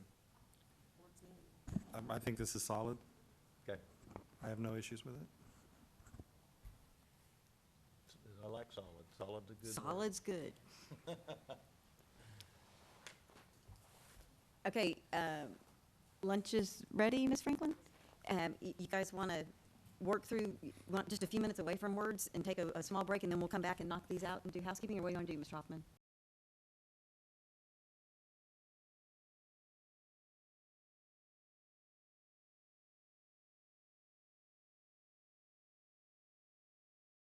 Mayor, thank you very much. With us this afternoon from Schneider Engineering is Mr. Lance Pettigrew and Steve Moffitt. And Council, you'll know that in this fiscal year's budget, we included funding for a broadband feasibility study that was actually funded through 4B sales tax economic development dollars.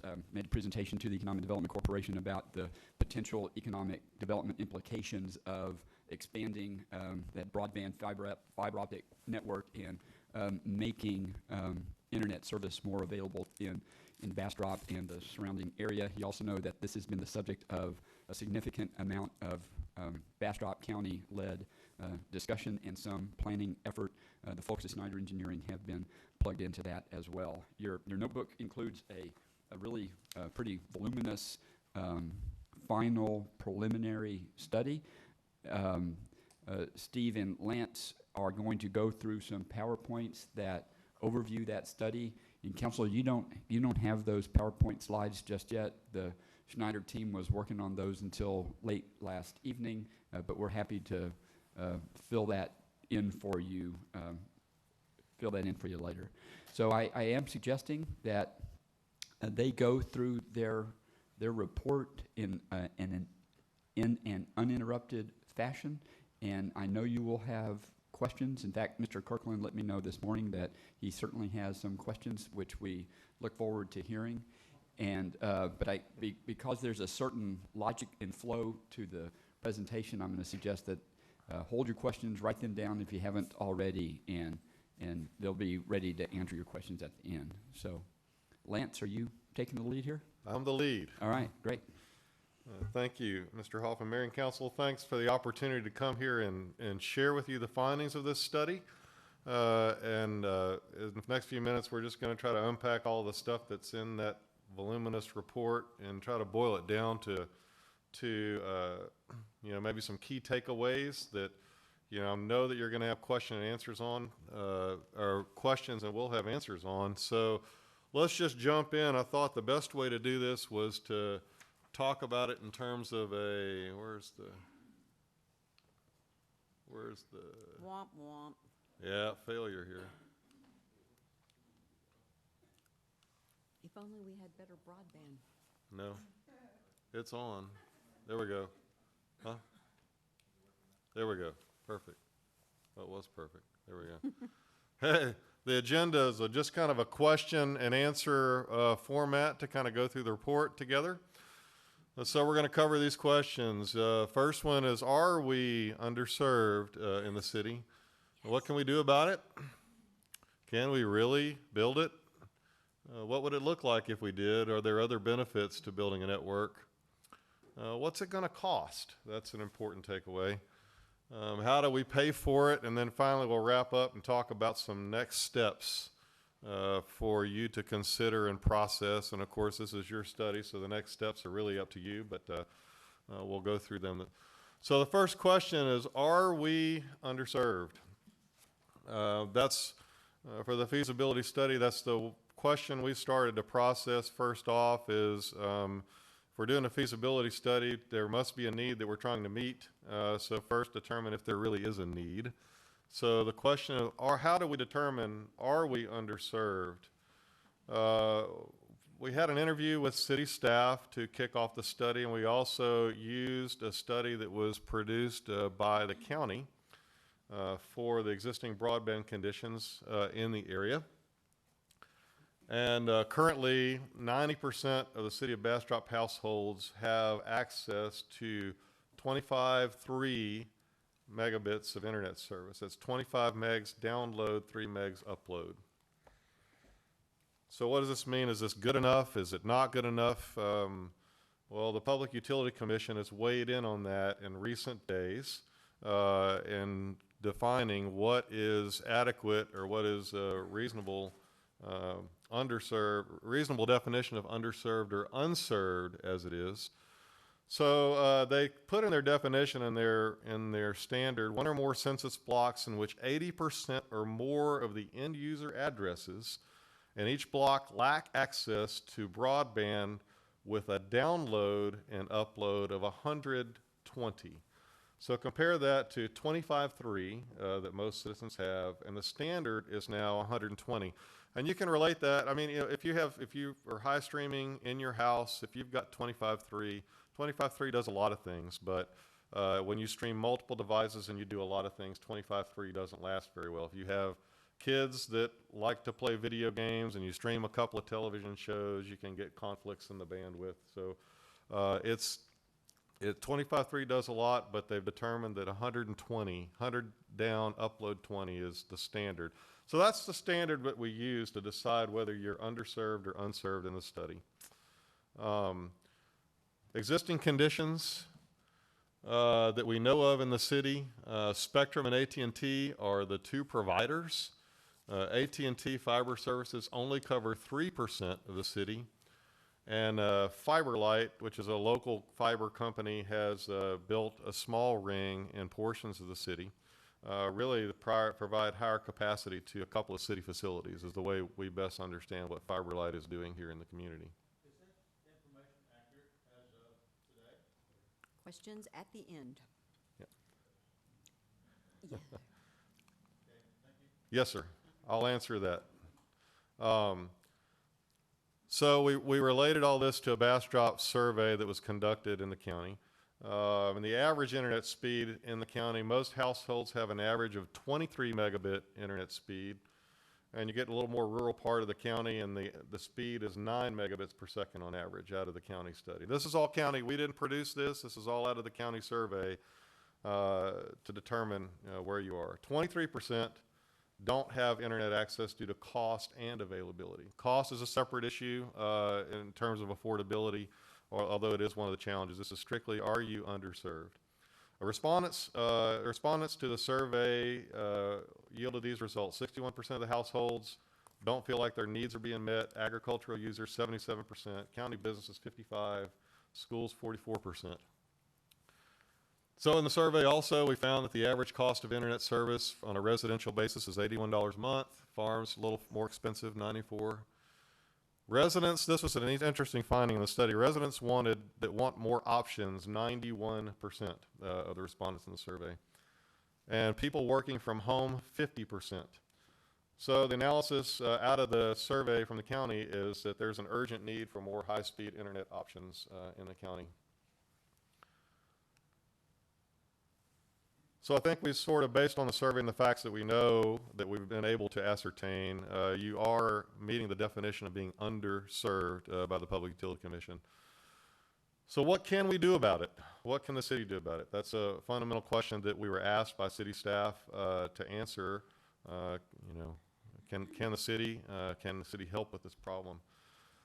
So one of the solutions among many is that you can build a municipal-owned fiber optic network. You could construct one through the service territory. In order to break this down into different layers or different things for us to sort of break the study down and the options, we broke them down into phases and options because they kind of all build on themselves. So if you look down here at the graph at the bottom, phase 1 and 2 are really infrastructure-only investments where you construct what we call a middle mile fiber optic network. The first step would be to construct a ring around the city, which we'll talk about here in a minute. The second phase of middle mile fiber is to build the distribution off of the ring, and this just means taking it off of the ring and running it down all of your right-of-ways in the county right-of-ways where there are physical electric poles that we can take advantage of to get it closer to the residents and the businesses. Phase 3 that we'll unpack a little more in a minute too is that last mile fiber. That's the service drops, the drops that actually create connections to the homes and businesses directly. Includes service drops, and as we'll discuss a little bit further, if you go that far and making the service drops, you're committing to being an internet service provider in the area. So one of the other things that I missed in the slide here, I didn't talk about this, in the regulatory assessment also, there is also the notion that, the question is, can a city actually get into the internet service business? There's been a case study recently, the Mont Belvieu case study that you've read about, where the city of Mont Belvieu, northeast of Houston, was contested when they decided to get in the internet service business. They won the case based on the fact that the broadband internet service is becoming a necessity, an essential utility service to the citizen population.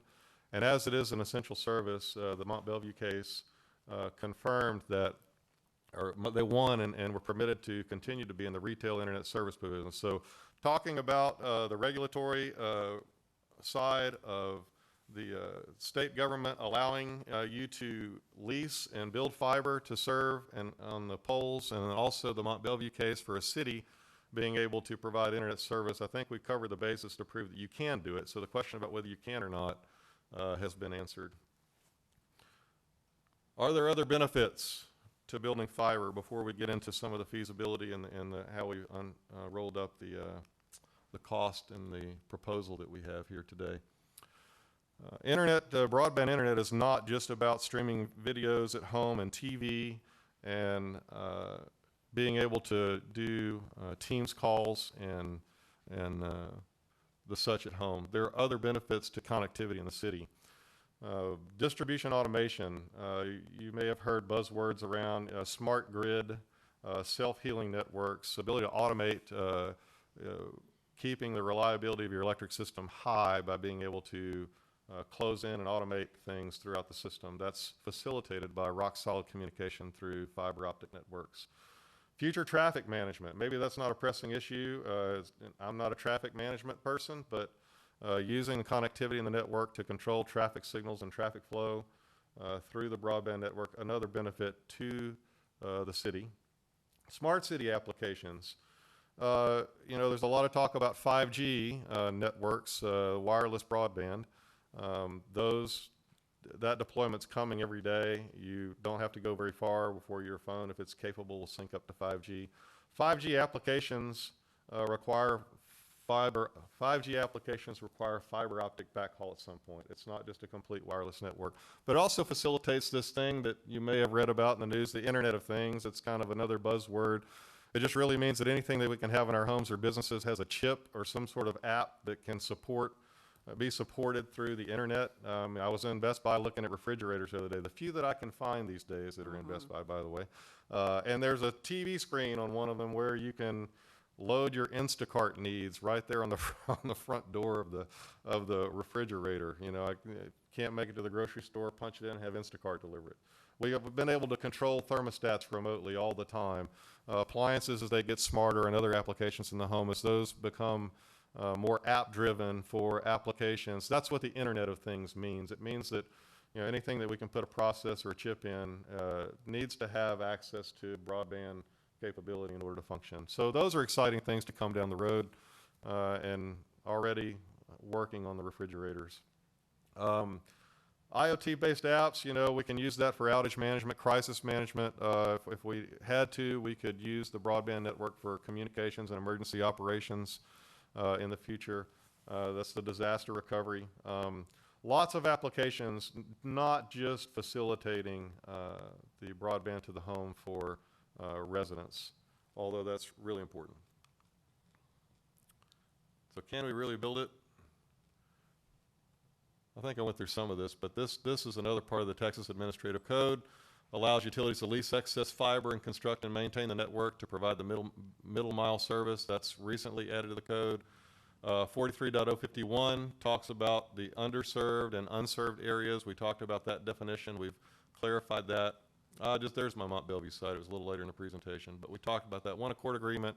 That's one success story along the path to facilitating broadband. So what's it going to look like? I put this concept slide in here just to kind of talk about how this broadband network and how the deployment works. And I'm going to see if I can do this pointer. Let's see how smart I am about this. Where's the pointer? There we go. So when we talk about middle mile fiber, we're really talking about this piece right here in the center. That's the poles and wires that connects what is the service provider, the things that light up the fiber. This is where we connect to the broader internet. Down here to the service drops, not unlike your meters for the electric service or your water meters. This on the other end is the customer premises connection. This is last mile fiber. So the middle mile fiber is the bulk of what we're going to talk about in the concept, being able to build and construct this network. And then when we talk about being an internet service provider or a level 3 service, that's what we're going to talk about, this upstream and then the customer premises option. So to put together a feasibility study and decide what the network could look like, we put together this slide for a concept design. I know the slides are going to be small from back there in the back, but on the left, the concept design for a phase 1 implementation, we tried to capture, well, this big green bubble out here is really the 1 mile ETJ area around Bastrop.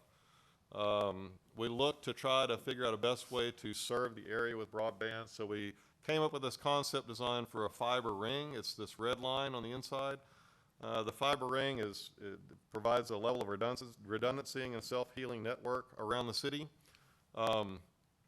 Would be a phase 1 assessment. So this gives you an idea of how big the ring needs to be. It's a 25-mile ring, which I'll show you a little bit more about in another slide. But if we overlay the city of Bastrop's electrical system, this dark magenta is your city electric system service. So really, the desire from the feasibility study was not to leave your ETJ folks out in this ability to provide some level of ubiquitous service, but we wanted to capture the broader ETJ area, and this piece in the center is right where your electric meters are. So that gives you a concept design of what we looked at for the study.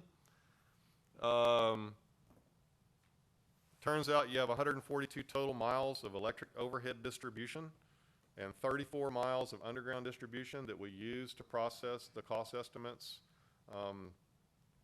In that, there's 3,728 pole attachments and 7,934 electric meters. This was the basis of how we built the study and what we're going to talk about in terms of the cost estimates for what does it look like to get this done, which is the next piece. What would it cost?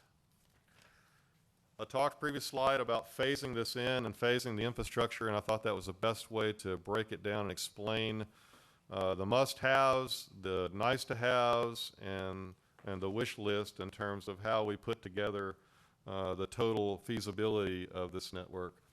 It gives you options, and these are not going to be exhaustive options. This was just an option that we put together to see how this would work. There's lots of different ways that we could have put this together, but this is the one we've got today. So the phase 1, the middle mile backbone ring, we're going to look at that. That's absolutely the first step and fundamental to building the network. Phase 2, middle mile distribution, you're going to see in the following slides. I present a couple of iterations of that as to how that might look. And then lastly, we'll talk about the ISP, the Internet Service Provider option, and we're going to look at risks and costs associated with all those. So let's start with a fiber ring. Again, these estimates and this feasibility is strictly related to infrastructure costs and what it's going to take to manage the infrastructure. So this phase 1, if this was all you did was to build a fiber optic, high bandwidth fiber optic rings, 288 strands of dark fiber around that perimeter of the city that we talked about. You saw the red line indicating the ring. And the cost kind of breakdown looks as follows. We talked about 25 miles of backbone fiber at an average cost of $30,000 a mile. We put in a placeholder for 4 fiber huts. These are nothing, you've seen these driving around, you may not even notice them, but they're kind of exposed aggregate concrete buildings around that house network equipment and ways that we can light fiber up. Make-ready work, I want to talk a little bit about that. That might be strange to you in the cost estimate when you look, but when we run fiber around on common poles, there may not be clearance, or the poles may be under capacity to serve additional attachments. So based on recent studies, we included some cost in there to go through the existing distribution network. And based on a reject rate percentage that we see on other systems, to build 25 miles. We think there are potentially up to 270 poles we might have to touch in some way, moving things around, installing a taller pole, a stronger pole. That's just to give us an allowance for what it might cost to build the network, and then just a basically 10% engineering fee on that for a total initial capital investment to build the fiber ring of $2 million, basically.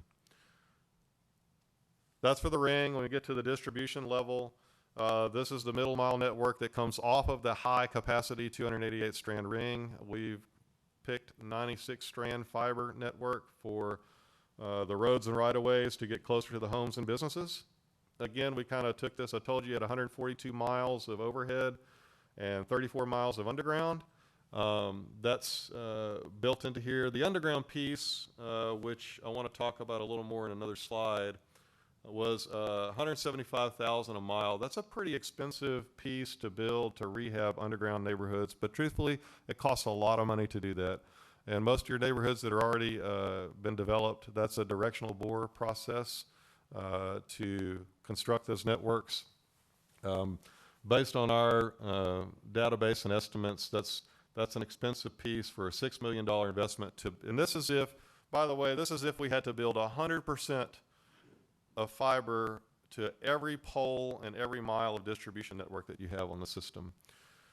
Make-ready work by the same rejection rate is about $2 million to build it out to the city, and again, a 10% investment. The total capital investment to build phase 2 in its entirety, if we built to the entire city, is $12.2 million, roughly. I included this slide as an option. I told you there was an option on phase 2, is kind of building a hybrid network. You know, I struck through the underground piece. There is some notion that coax does not provide high-speed internet. It really can provide quite a bit of bandwidth just on short hauls. So just given an option on the capital investment is we did eliminate it and didn't build anything to any underground, and we built a hybrid network in partnership with existing internet service providers. You could cut $6 million out of the capital investment and stop and do transition to the existing coax network. So as we can get fiber closer, coax can handle actually up to around 900 megabits in short hauls. So it's pretty sturdy, just not very far, okay? So this one reduces it to 6.2 million from 12 million if we just build a hybrid network, not all fiber. Phase 3, which is the big one, and we're going to talk about this is just a capital investment to build the phase 3 network. It's one of the highest risk pieces of building the network. This is if we drop 7,934 services based on the number of meters that we showed at an average cost of $800 a meter. We threw in some money at $160 per meter for network electronics and an allowance to buy the bandwidth. Just because you run the fiber, you have to pay somebody to get the light the internet and provide you the bandwidth outside the city. And as best we can tell, we provide an allowance of like $5 per consumer per month. Just to, you know, we figure that into the bill at the end of the day. But that's a recurring investment. That's not just an initial infrastructure investment. So, you know, we showed it here because if everything was built out, you're looking at $8 million. You know, if you had 100% subscriber rate day one, that's an initial cost that you're going to have to incur. So to summarize where we've been with phase 1, phase 2, and phase 3, if you put all that together and you go all in for internet service provider business, the infrastructure piece of that is $22,118,000. Yeah, quite a big chunk of investment, which I know leads to the question, well, how in the world will we pay for anything like that? I'm glad you asked. Let me get over to, well, let's go back in here. Let me finish the expenses. I got ahead of myself. I'm sorry. So not only is there just the infrastructure piece, let me talk about phase 3 estimate for just a second. The phase 3 estimate has two options. Option 1, the last mile self-deployment infrastructure. You know, you spend about $7.5 million to do all the service drops, and then you have an internet expense of $476,000. As another option, you build all the infrastructure and let a private company build the last mile and be the internet service provider. So you can, there would be some interest from internet service providers to taking the last mile for you. So you provide the fiber along all the distribution poles, and then they would come run all the drops to the consumers as they got subscribers. So that's an option too that we'll look at here in just a moment, a little further. O&M expenses, there's not just capital expenses, but we said, you know, we build it, the budgets for O&M, and this is just a snapshot of what we think it's going to take for you to do that. Of course, phase one has a little staffing requirement. It's only 25 miles of fiber, but you really do need somebody in-house to champion that program. It's something that's not probably covered by somebody else on your staff, so there's a program manager for that. And depending on how far you go, depends on what kind of program manager you might want for that to handle and manage the 25-mile network. And a couple of outside plant technicians to handle the field service calls and cross connects for interconnecting to subscribers. Some of the outside plant technicians might be able to be outsourced at this level, but we put them in there and just said, consider a recommended budget of $250,000 for the staffing program. O&M using for outside plant contractors to install and do some other cross connects. You can hire that out. They're local contractors that are all over the place that can terminate fiber. And we recommended just for the 25-mile ring that's a $90,000 annual budget. If you decide to build the entire distribution network, you obviously go from 25 miles to 196 miles. A lot more calls, a lot more troubleshooting and cross connects for the service territories. So we recommended adding some other staff, just upping the budget to add in a couple of more people. That's going to be in the report too. Phase three is quite a bit more intensive, and again, I really think this is kind of an O&M estimate for the infrastructure operation. There are other considerations when we get to some of the risks in all of this that you need to be aware of looking at phase three and being an internet service provider. But you're going to need more dispatchers, network engineers, which are different than the outside plant technicians. Other considerations you're going to have are 24/7 call center, you know, people that can troubleshoot on the phone, and then a platform in order to operate that. But anyway, this just gives you an idea from a staffing standpoint to manage the infrastructure, what we think that you need to do. So then the question of the day is, how would we pay for it? So we ran some numbers on this, and when I show you, we did three different cases in our research. These are just indicative prices. Don't go to the bank and with all of these tomorrow, because they're still just at the feasibility study stage. This is what we've gleaned from research and other folks that have done this before. If you just build a ring network, your revenue sources for this would be one way to pay for it. There are three different cases here, ranging from $20 to $100 a mile. You can see based on those, we ran some paybacks. Paybacks are one way to look at the quality of investment. Depends on what your goals are and how important this is to you.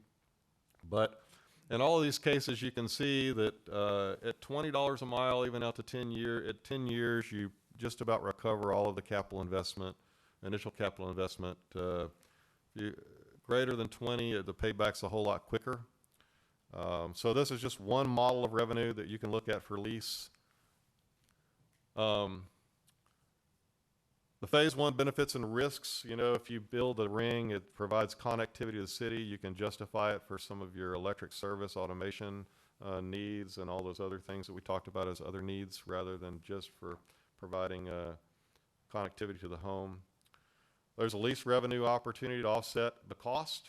You facilitate the future applications, like we said, and you get a reliable high-speed broadband network in the city, closer to your population. I came up with some cons to this. The need for additional staff, you know, that's, you know, can be considered a con, that we've got to go find people, and in this day and time, finding people may be difficult. Other con and risk is overstatement of lease revenues. All of the lease revenues, I used the Field of Dreams. Y'all remember that movie with Kevin Costner, and said, you know, if you build it, they will come, right? So the lease model is assuming that if we build it, all of the folks that are interested in providing bandwidth to your city will come and lease the fiber. And there's not 100% certainty of that, although I think that if the infrastructure is there, I think that they will come, and I think that if they can provide service competitively, it's reasonable to think that the model is reasonable. If you only build the ring, it's going to delay deployment or ubiquitous deployment to everybody, because if you're going to extend fiber past that, somebody else is going to have to pick up the carrot or pick up the baton and run with it. So it only just scratches the surface. And the cost for the staffing, I think, based on the way we kind of scale the staffing, if you only build phase one, the staffing is a higher ratio percentage-wise to the overall management, rather than if you look at it, if you build the whole network. So it's just a ratio to look at. You got to have people both phases. You can add people as you need to accommodate the phases. So as you build more of it, as you lease more of it, the expense for operation and maintenance staff is spread over a lot more revenue. That was just for the ring network. This is another way to look at it for the phase one and phase two, the distribution. This is all 196 miles. If you look at the 196 mile case with the same lease revenue, and by the way, we picked the strand count for all of these based on an analysis of how much bandwidth it'd take to serve the whole city. So just a fundamental cut. Could be more depending on who leases for what service. For 5G networks, for other services, there could be other lease revenue. This is just a pure, if we serve the city and the number of meters. So the middle mile ring plus the overhead and distribution, we gave you some numbers there. And then if you look at the bottom, the paybacks, the paybacks at case one, they stretch out a little bit further than the 10-year model, probably closer to 15. We didn't think going out past 10 years was worth much for this discussion today. But you can see if we can get more revenue, obviously the payback looks better. We did look at the hybrid model. This is where, if you remember, I talked earlier about not building any underground, and we partner with internet service providers, so it's a less capital investment with the same lease rates. We take that high cost underground piece and we get rid of it. We partner up with the coax, and so you look at this case, the payback is much, much better if we get rid of that underground expense. So the phase one and phase two, if we build both the entire 196 miles, including the hybrid, what are the benefits and risks? Well, we get state-of-the-art middle mile fiber to everybody in the community to maximize the bandwidth across the city. It leverages existing ISPs if we do some sort of hybrid network, and we can partner with them to take the last mile, or if we let them take all the last mile, we leverage existing ISPs to go all the way. Lease revenues increase. I mean, if we can lease more miles, there's more revenue, more ways to pay for it. And the city controls the speed of deployment to the last mile because you have built everything except for the service drops. So the speed by which your citizens could take advantage of broadband service go a lot quicker. Again, we're dependent on you're dependent on revenue streams to make this successful. That's a risk.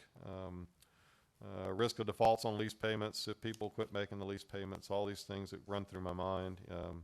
Field of dreams scenario again, if we build it, they will come.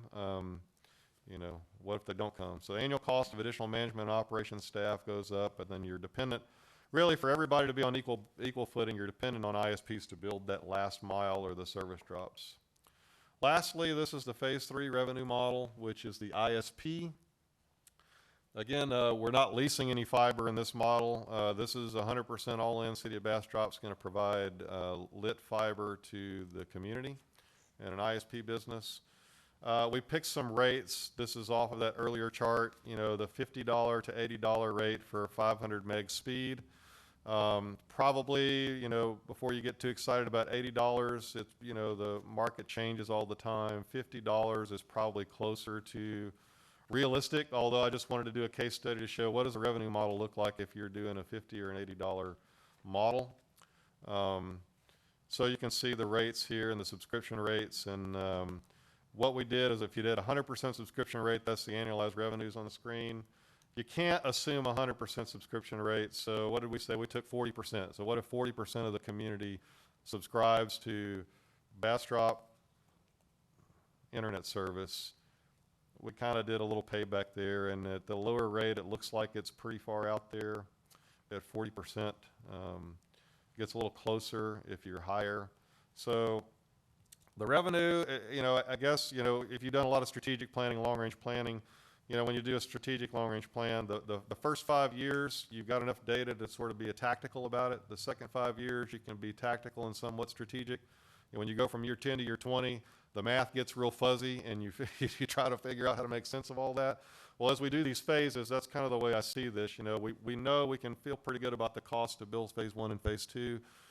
If you're interested in the internet service piece, I think there's more work to do to prove up the revenue model, to do a pro forma, and take a look at those numbers to see if we believe those, and see if we can accommodate all those and assess better risk.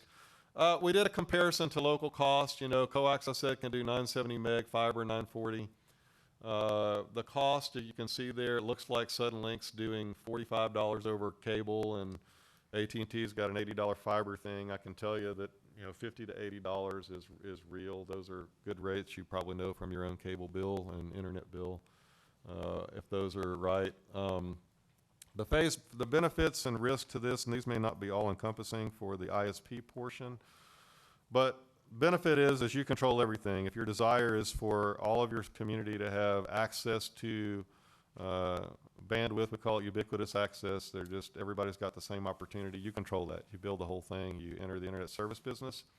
The cons, it's a new complete line of business. All costs may not be accounted for in the study for the ISP. I mean, you gotta have the 24/7 call center, the technicians to troubleshoot. You gotta be able to roll trucks, you know, frequently. You've got to keep up with the latest router equipment and the firewalls and all of that. I'm not saying it can't be done, but when you get into all of that, there's a lot more cost and a lot of technology that you have to keep up with, and a platform to put this on, to develop all of that.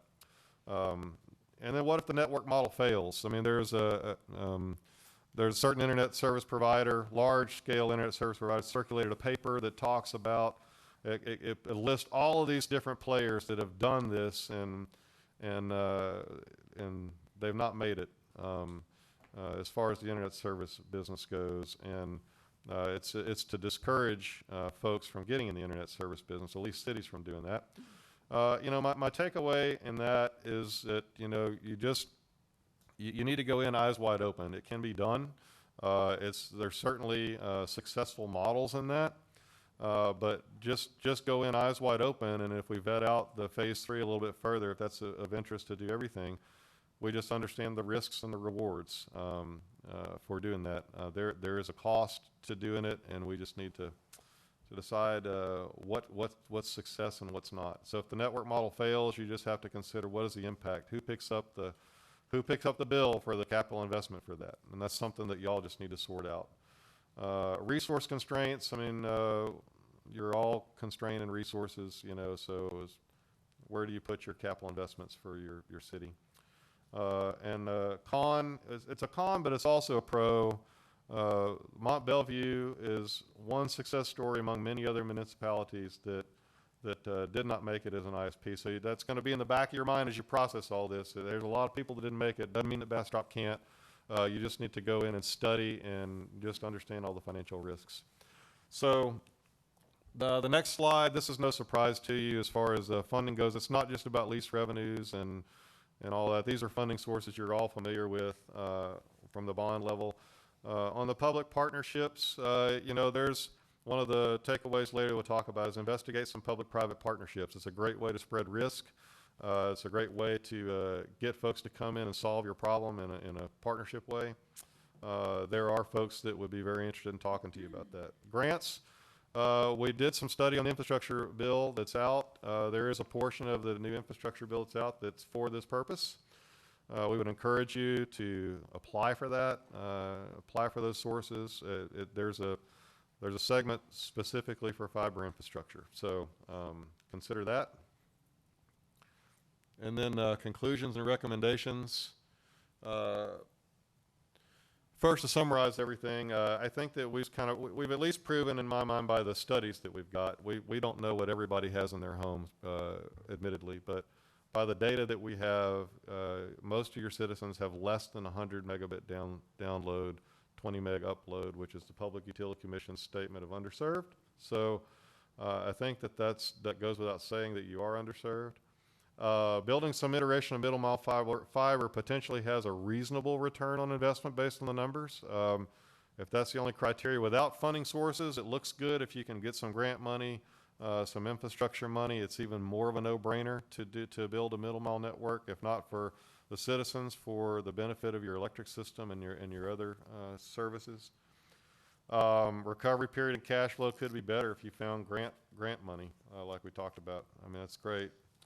Entering the ISP business poses the greatest risk out of all of them. I've said that over and over again. I don't want to overstate it. I just want you to know that that's what that paper's about. That's what you're going to hear, is that it's hard, you know, for cities to do that. I don't think it's impossible. You just need to know what you're up against. So possible next steps. The first one says maybe an additional study to get going on some design work to refine the ring estimate if we decide exactly where that ring wants to go. If it looks like that's something you want to do, you can get the poles ready for that. Pursue grant opportunities. That's something I would, if this is something you're very seriously interested in, get going looking for funding sources that helps the cause. Explore partnerships, lease participants, and conduct interviews. I mean, we really need to prove up the lease model. You know, those are just plug numbers. All of those leases are negotiated. I think if you talk to people about leasing your fiber, some people that would be interested in full-scale deployment in the city, you'll get a real idea of those lease revenues. Are they true or not? If they're close. So I would encourage that in the next phase. Let's get around the table and talk to some people about getting past the field of dreams model. And that way we can develop a better lease model and assessment of revenues and discussion with ISP partners. And then don't take the last one off the table. If you want to still pursue being an internet service provider, I think that the case is, you know, I don't know what Mont Belview's doing today, but they're still operating their internet service business today. I think it's working well for that city. Don't take the first two options off the table. If you feel like the need is there, if you feel like the finances are there, get going on number one and number two, and don't take the ISP off the table until you vet it further. Leave that out there as the possibility that you might, if you don't get what you need for your citizens, you might go all the way and build an internet service business. So I went through a whole lot of stuff real quickly. Hopefully that gives you a better insight on the report that we presented to you for the feasibility, and we'll just open it up for questions. Jimmy, did you want to ask him something specific about the fiber stuff? Yeah, the fiber lights in the industrial park, that was an investment that was made with $4B. I don't know anywhere else where there's fiber light. We don't know 100%, but we just know it's not enough to do a lot with. Yeah, it was one small ring. Isn't that what you're remembering, Kevin? Yeah, that's the only spot where that is. We didn't think it was enough to consider that your problem was solved, so we just kind of put it as a note that there is some fiber here to acknowledge that. It's not going to meet the needs of the city. We do have fiber light that connects many of our city facilities, but it's just a small ring that connects most of the city facilities downtown. And at this point, it doesn't even connect all of them. That's what I was thinking, is that the AT&T fiber, they're advertising it as being in Bastrop as of the beginning of the week. And it's my understanding that it's just down Water Street, and it's not one street over on my street. And they were trying to sell my wife that, oh yeah, we got fiber over there, and I kept telling her that no, they don't have it on. You have permission to go home and say, I was right. Never do that. So they have it on Main Street, because I got it installed on my house last week. Awesome. Okay. Okay, I'm one street over, so I'm getting closer. But that's why I was asking why the current, and then what if the current situation was, and then I can see a problem with the maintenance. So there's a reason that not everybody's doing this and creating their own broadband system, you know, for all the cities in town, because there's a huge maintenance piece of it. And, I don't know if that's the best way to spend our money. Right now, it's a great information to have, to know what the cost and what the benefits and what the pros and cons were. It was a really good, slideshow for that. But I'm not sure, we still got a wastewater treatment plant and a water plant to pay for. I don't know if this will help us out or not. We definitely need it. It's definitely worth some further conversation. Councilmember Absolutely. Kirkland, you want to ask some questions? I'm just trying to avoid dominating the next hour and a half, so, Well, it's going to be I'm- 45 go minutes, so ahead. we'll help with that. okay. You got 15 or 20, Yeah, go I mean, ahead. I've got like 4 questions per page through the entire document, plus an entire handwritten page of additional comments and Perfect. questions. And I'm an electrical engineer, and this kind of stuff is what I do professionally, so Okay. I just, yeah. Alan, my first question's for you, and I wanted to say that before I said the question so I could get your eyes. Are there any limitations on how far out our service area can go or where we can serve? So, for instance, in the document, it describes that we would create the ring and as far, phase 1, and then in phase 2, we would push it out onto all of the electrical poles from Bastrop Electric Company, but then also onto some of Bluebonnet's poles. And so my question is, in terms of the sum of Bluebonnet's poles, it says in the ETJ, are we restricted or only allowed to put it inside of the ETJ, or can we go arbitrarily to all of their poles that they control? Is that just an agreement that we have to make with them, or is there some, because we're a municipality, we can only serve this region? I think that the power to do it in our ETJ and city limits is much stronger. Beyond that, I don't know. I think Okay. what you mentioned about a contractual arrangement with them is probably part of it, because they may be entitled to some sort of lease for their infrastructure. I think we have a right to be in the right-of-way. I don't know that we have a right to be on their poles without paying for it. Trey, you want to make a comment? No? Because there's been some preliminary discussions with them, correct? Okay. Preliminary discussions, yeah, with Bluebonnet about what the nature of that relationship might be. Okay. Yes, and those discussions have been generally positive, that way. And, But to the point that Snyder Engineering is making, that's, we need more detailed conversations Mhm. as we go. Right.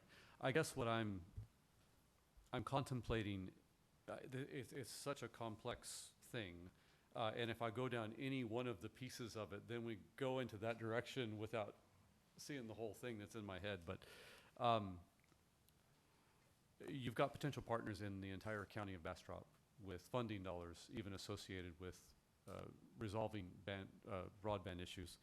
You've got Bluebonnet Electric as a potential partner, Yep. but to my question, only, well, maybe not only, but at least most strongly in the ETJ and the city limits. But they go far outside of that. When I look at this kind of a project, I mean, first of all, I want to say I'm entirely in favor of ubiquitous broadband for everybody. And I lived in a home in the county for 12 years that didn't have it, and I had to deal with that. And I know of 4 cases right now where those homes do not have broadband. And I contemplate, is there a way, like who's going to solve that and how how does it get solved? And, you know, the problem is that, well, that might be the answer. So in 3 of those cases, the middle mile was in place. And it was the provider who wanted to charge $80,000 to run the last 300 yards up a hill to a person's house. And you go off of Thousand Oaks, that Boulevard, Thousand Oaks, whatever, over where I used to live, and it's that way, you know. Spectrum wants tens of thousands of dollars for each home to run it the last mile, you know, the last several hundred feet. And the middle mile infrastructure thing here, I think it leaves that problem fully in place, where the predominant vast number of underserved people actually have the middle mile present, but it's the last mile that's not there, and then they still can't get service. I also find that I just helped deploy Elon Musk's satellite system thing here in Bastrop at a friend's house, and it's 100 to 200 megabits, screaming awesome and extremely reliable so far in just 2 weeks of use. But the price points that we're talking about here, we could give one of those to every citizen that moves here for the next 10 years and save half the money. I mean, it's just, it's affordable and amazing when it comes to serving the needs of, too far from the road and truly rural areas. So then we come to, the city itself and what can we do, in the city limits and in the ETJ. I was looking last night at what data can I find about what areas are served, and I see Texas Broadband, something or another that I saw published their data January 31st of 2022, sorry. And it showed, I overlaid it with the map that was in here. I took a photo of this map with my phone and then moved it over here and then put the other map on top of it and played with it in PowerPoint so you could see through one to see the other and that sort of thing. And I don't know, it just kind of looks like 70%-ish of the area appears to already be covered by the 100 megabit down, 10 up speed. And then the areas that are uncovered are probably future development areas, meaning there's nothing there now and developers are going to come in and put 600 homes there. I'm sort of assuming that those developers are going to put in broadband with their 600 homes, that's going to be part of the, you just can't sell a house these days without that. So it just leaves me in the position of not fully understanding the actual quantities of underserved or unserved individuals that we would serve with this plan in the highlighted area, is kind of A. And then B, when we're looking at the middle mile solution, the customer is not me, is not you as consumers. It's other companies, potentially AT&T, Suddenlink, others that would potentially want to be in that business. And they have, at least AT&T certainly would, I assume, have their strategic plans for the areas that they're building out their network and are going to push that into in certain time frames. And I this falls into an ignorance area on my part. I just don't know, would this be fully competitive to them? Would they be interested in purchasing fiber, from us to help build out their network in different ways? Or there's just the model used here is simplistic on two fronts. One is the number of subscribers that would be interested in such a service, given that there is quite a bit of service in the denser populated areas already. And then the lease costs, the $25, $50, and $100. I went and actually was like, what, we don't know this? I went and kind of Googled last night some things on what are typical lease rates for per mile and so on. And it sort of adds up to these financial numbers that we see here. There's level 1, level 2, level 3 with different lease rates, and the stated risk was that the actual lease rates are unknown. I think that's super realistic. We genuinely don't know where in there we fall, or if we are somewhere else completely off the chart. We just don't know. In terms of a payback, is it dramatically worse than that, or is it twice as better, or whatever? It's just it's a significant unknown. So I guess all of my questions have to do with the details of those kinds of things. That is, how do we create a model that says the actual numbers of unserved individuals and where are they located, and how do the existing commercial entities and their plans to serve those areas or potential development areas, how does that take away a potential available market for us to provide this solution into? And then do we assess the impact of, Starlink's, $500 box with $100 a month service for the, full broadband, and how that impacts, just how soon is that going to be available, and has anyone considered, not just here, but everywhere, the concept of rural broadband in the presence of something like that, which if I'd had that a decade ago, I'm not sure I would have left the country. It just was, that's pretty stinking awesome. So like I said, I have so many detailed questions, but to go through them one at a So time the here first is- thing I think we have to acknowledge is Yeah. it's a feasibility report. It is Okay. the first toe into the swimming pool. Okay. Nobody is saying, therefore, here's the logo for the new City of Bastrop broadband. Like we Yes. are, this is Yes, yes, yes. literally, in 2017, Mm-hmm. that's as far back as I can remember talking about it, said, hey, we have power Mm-hmm. because part of what's happened is a lot of folks are saying it was all about COVID. We've been having problems with broadband well before COVID. And the AT&T and Spectrum are going to fix it. The answer is, but they didn't. And, there's plenty of places that aren't served. We're talking about the difference between service and affordability. That's a completely different conversation. And then you throw in COVID, and although this problem was bubbling, COVID really turned it into the huge problem when you had principals that were technically in the coverage area but couldn't get online to check on their teachers. And if it wasn't a problem, did she say how many buses? Do you remember, Councilmember Plunkett? We were at the government, and you were there as well. They had hundreds and hundreds of buses with hotspots because people didn't have service. So I think we can all, of the feasibility report and the Connected Nation, there is plenty of places that don't have service. Now, of that, how many of How them many are can we inside the touch? city Yeah. limits? Yeah. Yeah, because if Alan had given me an answer that said that, well, we can go touch the whole county if we were to choose to do so, then, okay, wow, I wasn't expecting that answer, but cool, then we can go, because I actually feel like municipalities should spend money to fix the not just underserved, the unserved Correct. members of society for broadband. It just isn't clear to me that we have those inside of this green area. Yeah, in I a don't meaningful way. disagree. And that's Yeah. why, clearly, one of the key partners is the county. That's why the county did the Connected Nations. Yeah. 254 counties, 1,500 municipalities. The county's going to have a better shot at getting some of the grant money. Yeah. But I think it's you don't want it to be, well, if you're in the county, you can have great broadband, but the city didn't do anything about it and just stood by. Yeah. And there's some pretty clear lines between Spectrum and AT&T.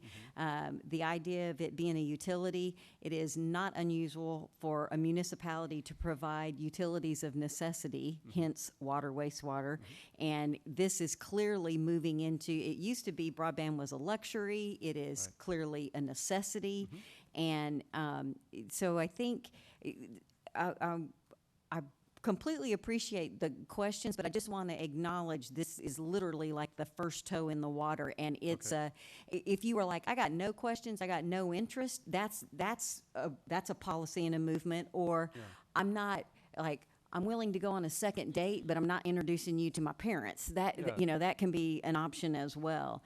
But one of the things that was discussed was if the city becomes like a provider of last resort. The very fact that you exist, the very fact that you're willing to make some of the investment is kind of, capitalism works for a reason. Now folks are a little more interested. Well, you said that you were serving, except for the fact that you're not.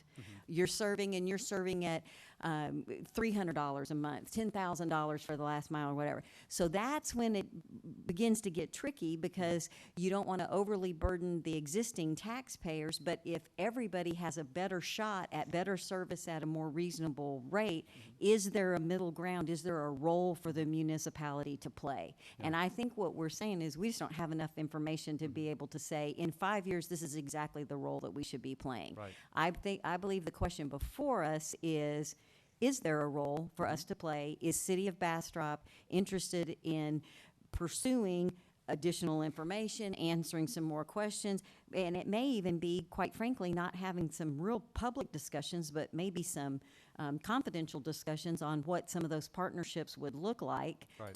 to begin to try to minimize the risk. And I would also, so professionally, as a program manager, to bring products to market, to build computer chips, we go through this thing called phase 2 evaluation, where we're answering this question: can we do it, and should we do it? Right. Right. And when I get grilled by executive vice presidents on those types of questions, presenting to them the final summary of this is the plan, there's all the details have to be there, the I's dotted, T's crossed. And I would also like to, for the purpose of continuing this discussion, volunteer to help myself to the extent that I'm able. Because I think that all of the questions that I have on the model and exactly how to identify the underserved or unserved individuals and then assess how well this network touches them, I don't know how to answer those questions, but I know what the questions are, and we can work on them together. And it's gonna change rapidly in the next 2 to 5 years as far as the availability and who's providing the availability for that broadband. So I know that AT&T is just putting towers out on Highway 20. They just drilled piers on Earl Callahan Road where the Aqua Water Tower is. So that's already expanding out there, which is gonna catch some of our area. The Starlink thing was a 1-year waiting list. I think I'm 4 months on a waiting list for that with no response back. So that's gonna happen in the next year. So the longer that we wait, the more of everything is going to expand out, go out and give us more availability to service. And then it might be a partnership thing to where the city can help people that don't have anything, and maybe the city and the county can help provide funds for that versus going into a full-on business venture, with providing that. So it's going to change rapidly, I think. Yeah, it's definitely a moving target, and that's what we got to figure out, is not where we are now, but where it's going to be by the time we have some time to do something about it. And so whatever we need to do to gather information and figure, solve both of those, answer both of those questions, the quicker we can make an intelligent choice.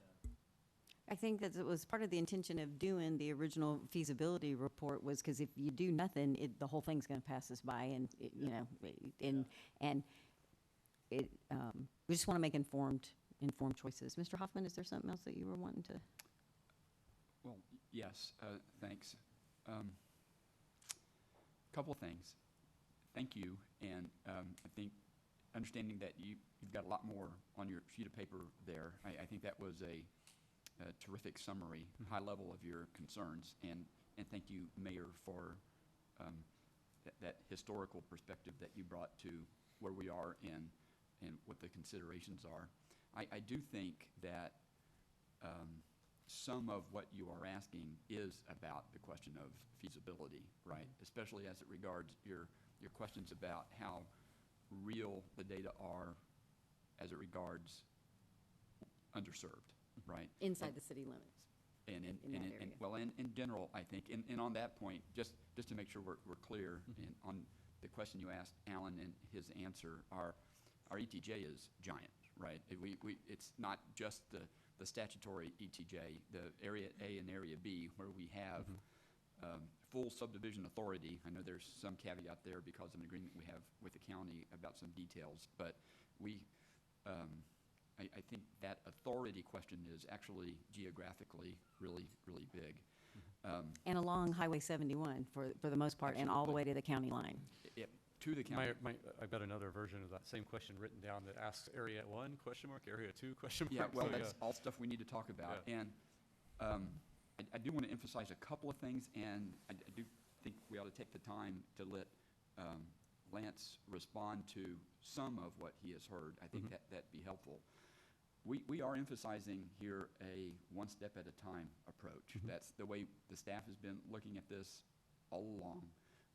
By no means are we suggesting that we need to be the internet service provider, and we think they've done a good job of outlining what the risks are. But even stopping short of the city being the manager of that phase 3 deployment and getting into that business, I think you're getting at the heart of some of the strategies here that make this possible, right? And to get at the heart of why, in the instances you described, there are customers out there who have the middle mile available to them but still aren't a customer, right? That's exactly right. And the mayor spoke to this too. So why isn't AT&T there today? And we talked earlier about preliminary discussions we've had so far. Some of those preliminary discussions we've had so far have been with AT&T, right? Who very frankly have said, you guys don't need to worry your pretty little heads over it. We, the private sector, can take care of this. And they may be exactly right. What we think is the right approach here is for us to keep our options open and maintain some amount of appropriate, I'm going to use these words and may regret it, some appropriate amount of control and leverage as we go, right? Facilitate's a great word, touche. But I'm also thinking leverage and control aren't awful words either. Maybe pressure. Right. Okay. Maybe well, some or potential some, competitive pressure. But there's partnerships. There are partnerships here that are on the table. They're partners with people who are already in the fiber business. There are partnership possibilities with ISPs that are currently here or might be here, all of which might be facilitated by a city investment in the backbone. And that, I'm not at all an expert, but that does make sense to me. And just, again, one step at a time. The next step would be some design, right? But I wouldn't suggest we spend the money even on design until the city council is comfortable with your feasibility questions. And so, yeah, absolutely, we'll take whatever time we need to get at the heart of that. You've written down a whole bunch of stuff. You're obviously an expert in this area, and let's flesh all that out. And not today, Right. We've got time here to make sure the city council as a whole is comfortable with the idea, right? And again, I mentioned earlier on Monday, the mayor's birthday, also BEDC meeting. We'll be talking to the EDC about this too, because and maybe what we haven't really talked about enough yet, and we can flesh out some more. Lance did talk about these other benefits, which I do think are pretty interesting, but to connect that dot even further is what that means for economic development, and what that means not just for new residents moving here, but for businesses, right? And I think there's some potentially pretty cool applications of all of that for attracting the kind of businesses we would like to see in the area.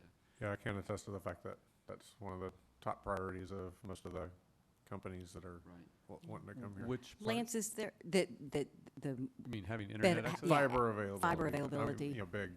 But is it big pipes. the ability to use the internet with fiber, or is it the ability to connect between their facilities with fiber?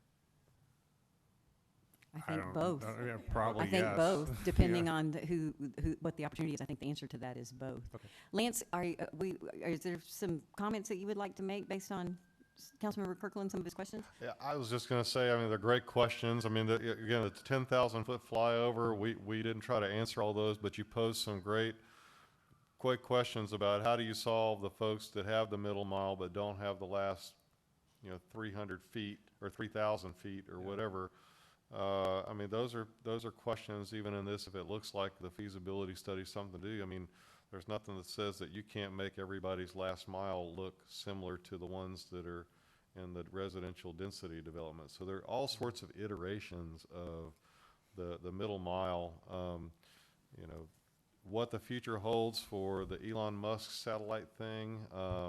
and 5G service. I mean, I don't know all the business plans of AT&T or Spectrum. I can't begin to think them, but my gut tells me that they're betting on wireless, the 5G network, to provide some of that service.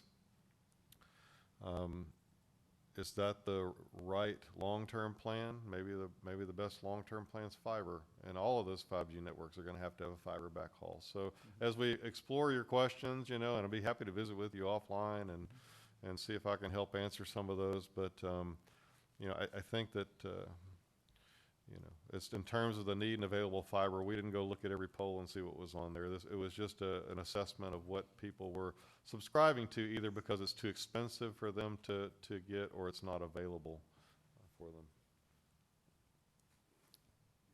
Councilmember Lee, were you going to ask a question? No, Okay. actually, Councilmember Plunkett kind of made my point, because I know the speed is more, there's so many components involved in gaining internet, no matter where you are, and having access to it. But it's not, for me, I don't think people are more concerned about the availability of faster speeds. It's not always just fiber, but just faster speeds. And when you're propositioning businesses to come to town, that IoT is very important. The Internet of Things is very important in bringing in businesses and jobs, job availability to our community. So I definitely think that starting this conversation here is the way that we need to go, and continuing to look at how we can, sooner rather than later, improve the Internet of Things in Bastrop.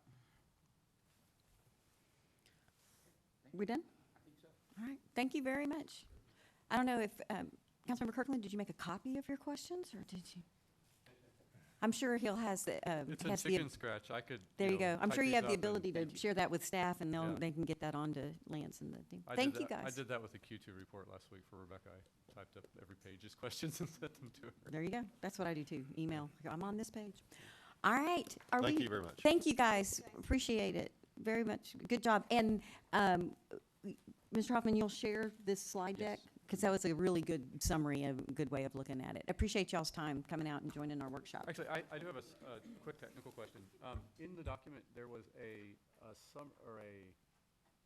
100 subscribers per fiber assumption. Is that more or less? That was off of I mean, I don't know 100%. That's 100 subscribers, depending on how you multiplex it or not. It was just the way I gathered it from the research that I did on that piece of it. Okay. I couldn't tell you that that's absolute. Okay, fair enough. Thank you. Let's take a break. All right, I we're believe scheduled. there's cookies. Yeah, everyone needs different kinds of breaks, and we will come back and talk about the bond election initiative. Or maybe we'll finish the focus areas. We'll finish focus areas.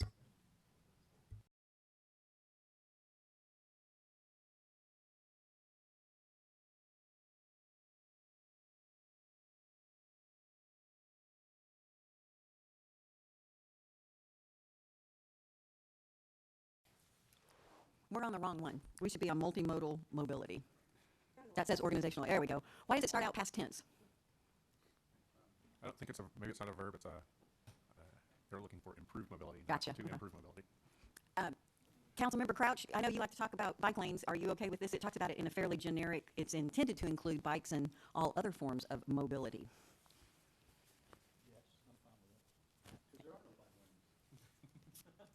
But that's a focus area, we're trying. There you go. So, if this was my child's English assignment, I would say that starting this one off not in a verb like the rest are is problematic. Could we say improve without the D on it? That's what I want. I know, that's what that's why I looked at it, but I had noticed it earlier too. I was like, oh no, that's the one that stands out as,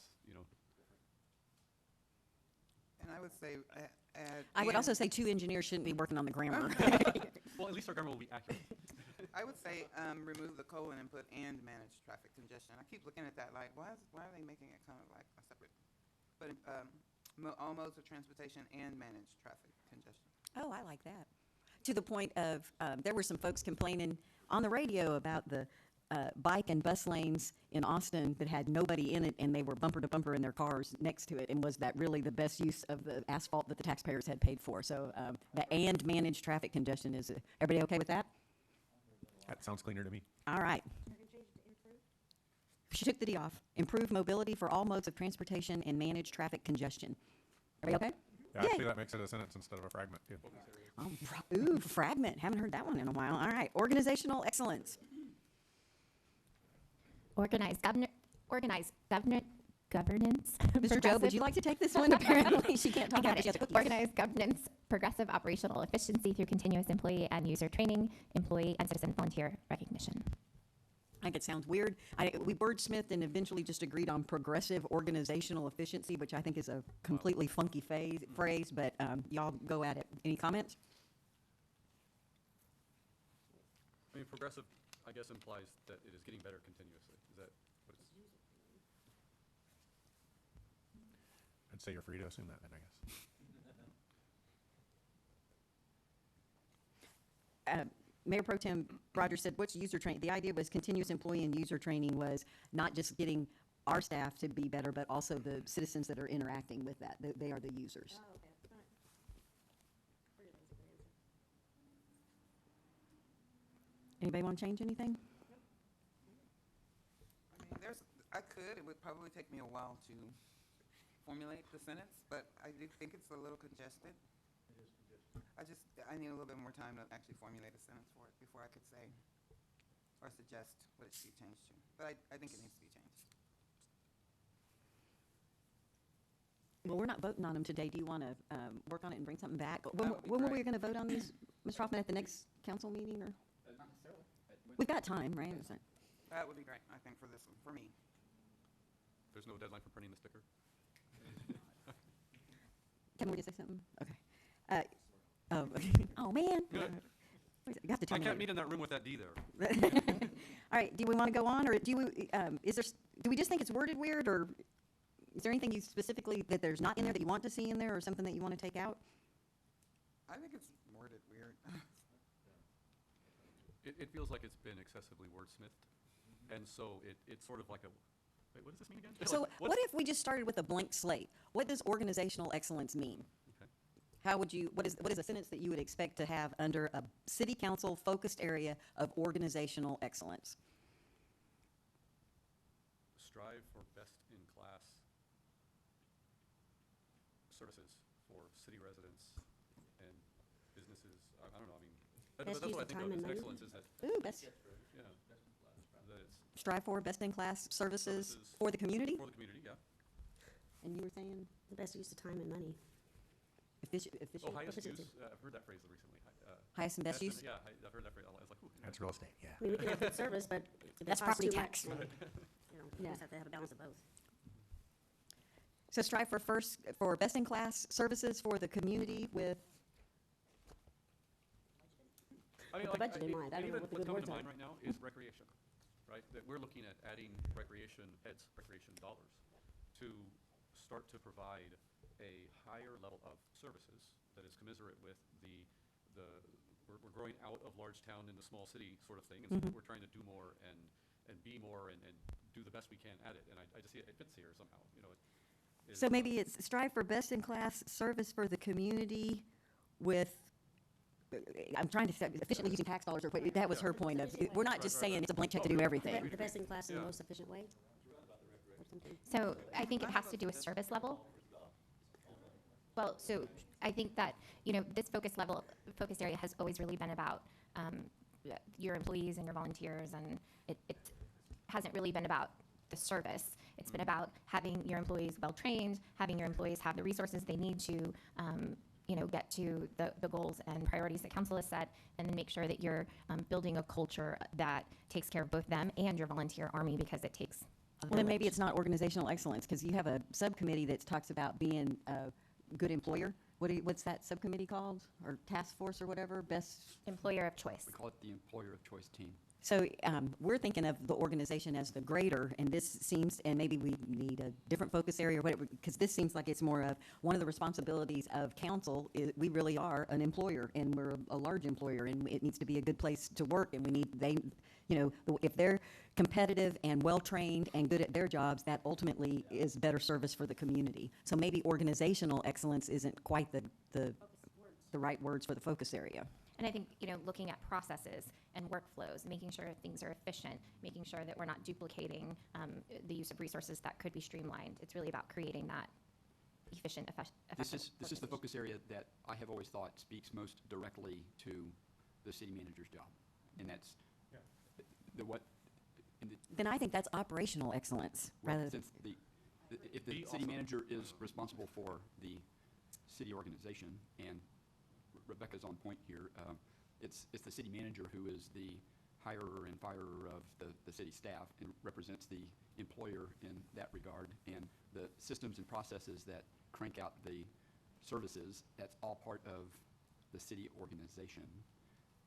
My consternating face is because this says Bastrop City Council focus areas, And so and you not wanna the make city sure- of Bastrop focus areas. So the way I read that is that's the city council's very clear message to the city manager Okay. to produce an excellent organization, which was a pretty clear, between my eyes message a couple of years ago. And we've done some things to progress in that regard. I kind of have a sentence started here. Okay. Give her I heard an somebody say best in class. So providing best in class service to the community through improvements in operational efficiency, continuous employee training, or leadership training, and then I kind of stopped at creating a culture, because I heard Rebecca say that. So I kind of got a sentence started here. Providing best in class service to the community through improvements in operational efficiency, continuous employee leadership training. And I think somehow we need to tie that into that training reaching to the community and service. So Paul, if you're saying that the service part is not so much in there because it's more about the organization, where is the service part? I would agree with that, and I think we need a service part, because I don't see one that is a service part. Okay. I think services all over this. I think that's in the preparing and managing a budget, which is where those services are defined and described. Economic vitality, community safety, communication, managing growth. These are all descriptive of city services. This is obviously the council's focus areas. I'm just reflecting on as we do things, as we make decisions, as we build the quarterly report, how have we viewed these nine focus areas?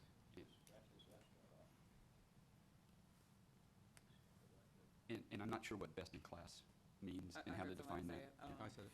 Right. Yeah, buzzwords. Oh, best in class? Yeah, I actually wrote first class service, but then I heard someone say best in class, so I threw it in there.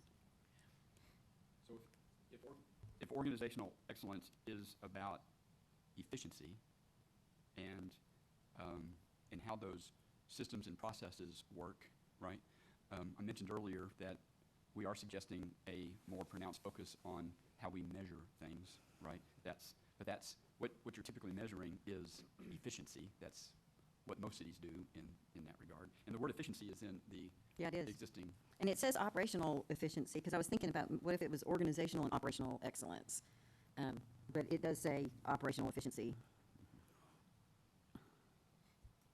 So, in looking at the definition, if we're going to stick with the title organizational excellence, is defined as, according to ASQ, the ongoing efforts to establish an internal framework of standards and processes intended to engage and motivate employees to deliver products and services that fulfill customer requirements with business expectations. Which I think is perfect if we shorten it so that we don't, get copyrighted. Mayor Pro Tem Rogers? Well, I kind of have a little bit, but my sentence structure is not the best at all. Creating an environment of operation efficiency through continuous training and service. Recognition of a job well done, citizens, volunteers, and staff. Because that's what you're looking for, is the creating the environment which is bringing that job, something to be a place where you want, your employees to stay and work and put their heart in with the training. You don't want to forget the job well done to everyone. So say it again? Creating an environment of operational efficiency through continuous training, and somehow I had to put in service in there, and great service or high-end service, and recognizing a job well done through citizens, volunteers, and staff. Because that's kind of what you do when you recognize for volunteer work or things. Yeah. They're doing a great job. But something. Anybody else wordsmithing? I did agree. I thought this was our focus area. I was looking at the city running efficiently, and that's the way I read it. But that is your job. But I'm just saying. But it wouldn't be a. But you're right. Never mind. What? I was saying that would be a council's focus area, but it would only be a focus area to make him do it. So it only, you know what I'm saying? The way he's looking at it, it's his only job. It just seems funny, or it just seems strange that we have a focus area that's solely on him or that position. I don't know. Yeah. So one of the ways in which we use this to kind of put it in perspective, each of our departments have goals and priorities and objectives, and one of our internally serving departments is IT. And so this is really where they live, because their role is to support the other departments to ensure, number one, that they have the resources that they need to be successful, but also that they're bringing them solutions to improve workflow and processes through the use of technology. So if it kind of puts in perspective of how we as staff use it, if we're considering a project, we look at, okay, will it improve our organizational efficiency for that department? Then we can kind of measure the return on investment for both the time it takes to implement that project, the cost of the software, the equipment. So that's kind of how we use it in a day-to-day. Here's another definition of it, is create the right, create the right goals with the right accountability and the right leadership development. Which kind of picks up all of that, kind of, sort of. Probably how we got there to begin with. You gotta read that slower. Actually, I have a question that's, would any of your behavior change if this particular one was stricken from the record? No. I actually think it's an important piece of this, our focus areas, because there are people in the community that don't feel like they're connected to the city, or that they're not being serviced equally in the city.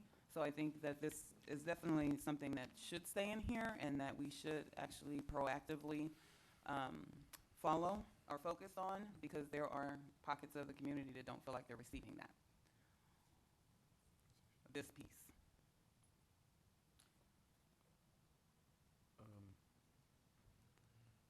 How does this piece, or perhaps how can this piece address that concern? Because especially the training piece, not everyone has leadership skills, not everyone has good communication skills, not everyone understands what inclusion and diversity means. So if the city or any organization, not just the city, focuses on training, focuses on creating a work environment of teamwork, problem solving, compromise. So I think that's what this is for, is to, what I see in organizational excellence to me means that the city is working to build a work environment that is inclusive and diverse, because without that, you can't effectively communicate to your citizens or your residents. So to me, organizational excellence is creating a work environment that promotes teamwork, promotes team building, promotes positivity, promotes problem-solving skills as a group. You might be able to problem solve yourself. Some people like working by themselves. But then realistically, you can't always just be by yourself. You got to learn how to work with other people. So to me, that's what organizational excellence is. So that's what I'm trying to formulate in my brain, a sentence that says everything I just said in 7 words.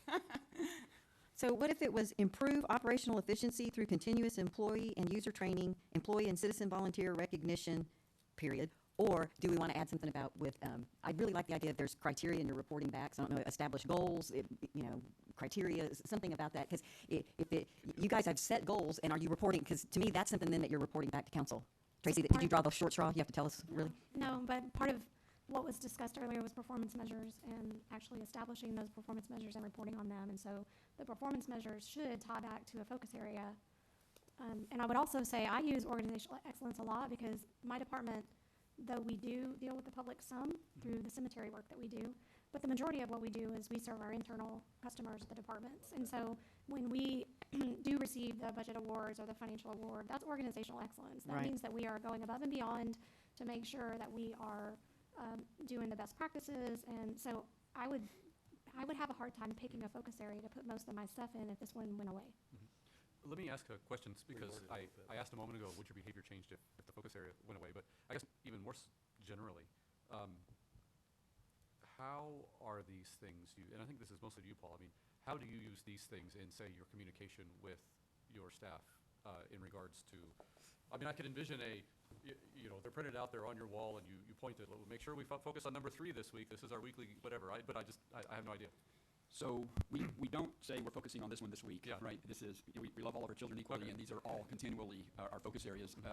But yes, we have taken steps to make sure every employee has them, understands what they are. It is part of our onboarding efforts. I personally meet with all new city employees, and I introduce them to the form of government. I introduce them to the organization. I introduce them to work we've done to describe how we communicate internally and externally. And yes, I introduce them to the focus areas and talk about why these are important and what we do with them. I have taken the step of, in writing, communicating with all city employees about which of these mean. And when I do that, I try to relate that to everybody in the organization, including the boots on the ground employees, because I absolutely believe that that's key to success, is making sure this pervades throughout the organization. When I describe what the city of Bastrop is about to colleagues, to communities, community leaders, civic groups, we always include what the council's 9 focus areas are. The quarterly reports are largely organized around the focus areas, and when Tracy and I talk about taking that next step towards performance measurement, and I think this is what she just said, those performance measures ought to be organized around the focus areas as well. One of the things we try to do is think about what it is we're doing from a systematic and kind of a horizontal through the organization way, and not a traditional department by department, people use the word silos, kind of vertical way, right? And the focus areas help us do that. The mayor just mentioned one of our teams. We have created a handful of interdepartmental, cross-functional problem-solving teams, right? And that's a big part of what we mean by this organizational excellence thing. You asked earlier if we or I would behave differently if this wasn't on the list. That's a terrific question. I think largely we would not, but I will say that I appreciate the clarity that the council that hired me provided early on, and I do think, at least my interpretation was, through this focus area, about making sure, because this is, I wouldn't say it's my only job, but it's a really big part of the city manager's job, making sure we are an organization of excellence is the city manager's job, to run those people, run the systems, run the operation. That's how you leave a place better than you found it. That's how you leave a place better than you found it. Thank you for And the that. organized, And that's- the organized governance, I also think is pretty important, right? It is a holistic approach Right. to how everything is done. And I just hate to cut that out. I think it's Right. pretty important. And making sure that the dots are connected, and to Ms. Lee's point from earlier, making sure we're not leaving anybody out of the important decision-making processes, and the service delivery efforts too. Making sure that we serve all of the people, and that those services are available to all the people is actually that's actually in the city manager's code of ethics. That's absolutely part of the job and the responsibility. How did employee and citizen volunteer recognition, so I concur, that's important, no question. It's But because they're an how did it extension appear? of the organization. Okay. The planning and zoning staff, like the planning staff, can't complete their job unless planning and zoning board has voted. Then you can get a signed plat. And it was the idea that the volunteers on the boards and the employees and the city manager, that all those things working together is what the organization is. And so it was an attempt to make sure that everyone got the training that they needed, and that there was that we thought one of the ways you have an excellent program or excellent organization, like Tracy was saying for her team, getting that budget award. It's like, we have collectively made this organization excellent, that we would also want to recognize our volunteers. That they're a key part of the So, whole thing. thank you, but I completely missed that reading it. I didn't get that out of it either. And I like that, recognizing the volunteers facilitate organizational excellence as well, but yeah. Okay, I will listen. So, creating a workplace culture through standards, processes, and performance measures that promote leadership development, problem-solving, teamwork, employee recognition. And then that's where I kind of got stumped, in an effort to lead to improved service. So I'm still trying to throw a service aspect in there, because I think all of that, if you have a good organizational workspace where you're promoting those things, it ultimately leads to good service to the community. It's kind of where my service piece is going. Yeah, I think what Mr. Hoffman's saying is that all of these things lead to good service, communication, all those things. I think we should go back and read what we have. To 'cause I begin think with. we came around in a full circle, and what we originally stated still states all those things. And in my view, I don't want to take it out, because even though Paul is amazing, we want to make sure going forward, even though he's leaving us and I won't talk to him for a week, that the next person that we put in that leadership role understands what we expect them to be committed to. I don't disagree, and I also like the idea. One thing I think is interesting, those of you that have looked up, what does organizational excellence mean? Everything that you're reading you like, and if any employee looks up, even if they don't read the words that we have under the focus area, if they look up organizational excellence, every definition you found is something you would want that employee to do. And it's really a piece of Yeah. So the way it's currently written is organized governance, progressive operational efficiency through continuous employee and user training, employee and citizen volunteer recognition.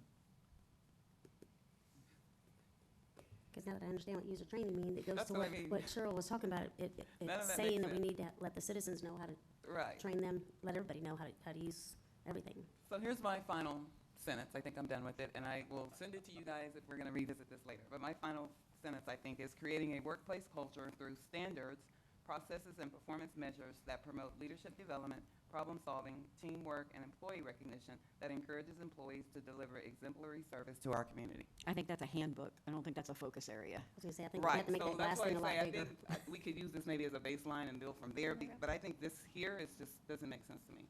I think the first time I ever read it, I was like, okay, what? So I tried to write something as I was listening to everyone, if y'all like it, and it's just kind of the top but rewritten. Increase operational effectiveness through organized governance, continuous training, and process building measured through performance criteria while celebrating employees and volunteers. I like efficiency better than effectiveness.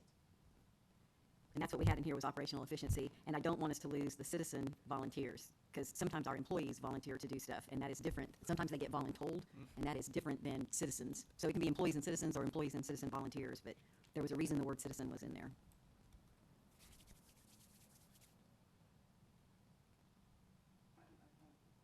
Process building. So the second paragraph so far is number one? Yeah, it's, where increase, so instead of organized governance, you would start with increase. Right. Increase operational efficiency through organized governance, continuous training, and process improvement measured through performance criteria while celebrating employees and citizen volunteers. Instead of process improvement measured through performance criteria, which is a whole lot of words, what if it's continuous training and performance measures while celebrating employees and citizen volunteers? I think I got rid of about 4. Yeah. So we're getting rid of process improvement? Is that right? Operational efficiency, isn't that process improvement? Okay, so Leave the word through, performance criteria.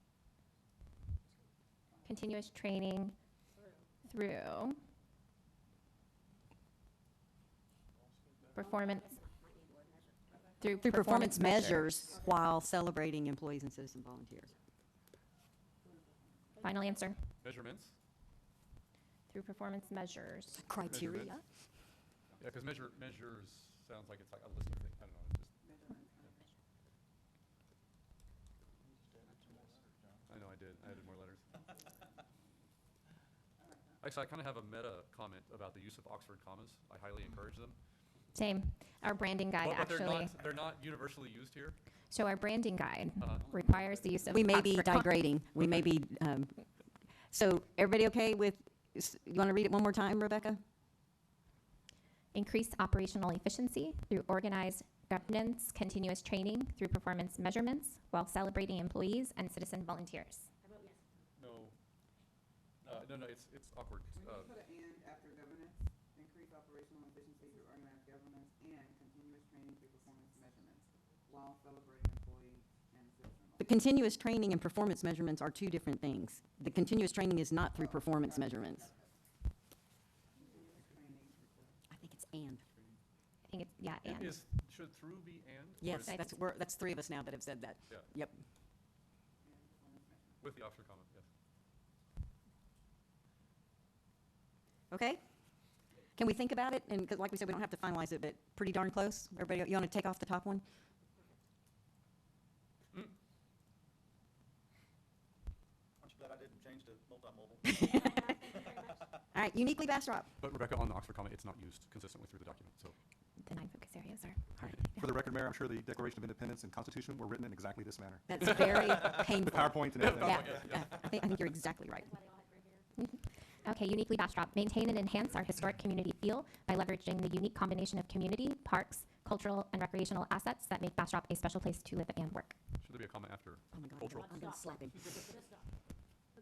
There Oxford is a comma. Oh, there's okay, there wasn't on this one. Excellent.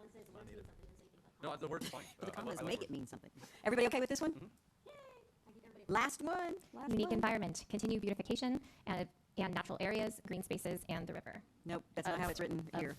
Natural space. Natural areas. Continue beautification of natural areas, green spaces, and the river. John's not making his happy face yet. Are you okay with that one? Oh, yeah. Okay. Oh, yeah, yeah. He's beyond happy faces. The next page. All right, everybody, No, my last comment was Oxford comma. there you go. No, that's it. That's all 9 areas. So, council, we're going to go to enhancements. It's 3:14, and if we don't do the bond election timeline, that's something that we can catch up with at a council meeting, but you do have the information in your packet. So, because this is a budget meeting, we're going to please turn to your enhancements tab, and it's really important that you think 400 years ago back to this morning and realize that the numbers that you are seeing do not include these enhancements. Correct, Mr. Hoffman? That is correct. The fiscal forecast that we went over on the 26th and earlier today, that has the, quote, room in it that I described earlier, that room would be filled by enhancements. And they don't want to start running the numbers if we were going to be like, there's no way we're going to support that. So what they are looking for is, we're not saying yes because we're not voting today, but sure sounds good. We want to see how this all fits together. So these are not in the numbers in your book, but as they work through the budget, they will add it into the budget unless someone says, I don't think so, because it's a ton of work and there's no point in them doing it if somebody already knows now they're not supportive of it. Correct, Mr. Hoffman? Yes, but I also say there's another aspect to that. We're not finished, right? Tracy mentioned earlier It's today only May. that we've just recently received the inputs from the departments as to what they're proposing for fiscal '23. And while I have looked at all of that, I haven't read every word. Tracy hasn't, nor has the ACMs dived into all of that. But we do want to give you a sense of what is out there in terms of future enhancements. And some of these we've talked about under the heading of organizational initiatives. And I'll just quickly go through this, and we'll spend as much time on as we need to, given how much we know about these to this point. Street and drainage maintenance. Earlier we described that there would be new positions as part of that property management group in the Public Works Department. In addition to that, we're looking at 2 positions in the street and drainage area. Before I am willing to make a final recommendation to council on this, I've asked some questions that we're still working through on the extent to which we may be able to become more efficient in that area by looking at what we contract out and what we don't currently contract out, specifically as it regards mowing. We do spend quite a bit of money on mowing contract now, but it's also true that we do spend quite a bit of staff time and staff equipment mowing rights-of-ways and parks throughout town today. And I'm not sure of the answer to this question yet, but I may ultimately recommend that we enhance our contract activity, and if we can free up some staff time as a result of those contracts, you'll see that recommendation from me in the final budget recommendation, okay? No doubt we need some enhancement in that area. Part of that enhancement will certainly be the contracting out of our preventive maintenance, street work, the crack sealing, the seal coating, the overlay work that we usually do during the summer. That is going to be significantly enhanced, and this actually is in the fiscal forecast. That is in the numbers. Right now we're assuming about $800,000 a year that would go towards contracted street maintenance, street resurfacing. That is a few $100,000s more than what we've been typically spending. Before we finalize the budget, we will have the results of the paving condition index, and we'll be able to quantify that a bit more. But right now we are looking at a pretty significant increase in funding for street maintenance. Property management, we did talk about before, those 3 FTEs to take care of the convention center and special events. Enhanced performance measures, that 1 FTE is the assistant director of finance that we described earlier. Recreation programming, that's the recreation director and the recreation coordinator that we described earlier. Convention Center Hotel is on the list as a management project. Council, we had a closed session discussion about this with you a few weeks ago. We will be before you in open session in a few weeks with an update on that work. I'll be giving a brief overview of what we are hoping to accomplish here at the EDC meeting on Monday. We're not targeting any 4B funding for this project, but because it is largely an economic development initiative, we do want to keep the EDC informed of what's going on there and what it is we're trying to accomplish. Rebecca at Tuesday's meeting during the quarterly report actually went through quite a bit of detail on what we are calling our guiding principles as we're moving forward on that. And so listing it as a management project ensures we're keeping track of it. And I should say, if the final budget includes this list of management projects, or whatever those projects are, we will make a point to report on those in fiscal '23 quarterly reports. Enhanced recruitment, we did talk about this a little bit earlier. Tracy brought it up when she highlighted the fiscal forecast. well, I'll go to that second bullet point, increased retirement contribution. And then parenthetically, it says, or one-time funding. And I think as we concluded that conversation this morning, we ended up suggesting that it'll likely be a combination of one-time funding and paying for this as we go. I don't have any hard empirical data to back this up, but we are at least anecdotally hearing more and more from people like Curtis Hancock and Andreas Rosales and Chief Clint Nagy that as we are recruiting people, as we're recruiting young people, the quality of the retirement package that the city provides is an issue. Frankly, I was a little surprised by that because back in the day, young people didn't seem to care as much about retirement benefits, but that does appear to be a thing. We are behind. What I do have empirical evidence for is a comparison of other cities that do the 7% contribution compared to the city of Bastrop's current 6%. We are in the minority. We're in the minority statewide. We're in the minority from a regional perspective. And yeah, employees are looking at that. And not so much on the list. The other area, and this doesn't have the direct financial impact that increasing the retirement contribution from 6% to 7% is the years of service that an employee is required to have to achieve the full retirement benefits. Right now, the city of Bastrop's at 25 years, and when we look at where other cities are in this regard, we're substantially behind. The majority of cities that we would compete with offer a 20-year. So we're looking at all of that for that final budget. And council members who were part of this process this time last year will remember we suggested that we add to the budget a contribution of 35% of the premium costs for dependent care coverage on our health benefits.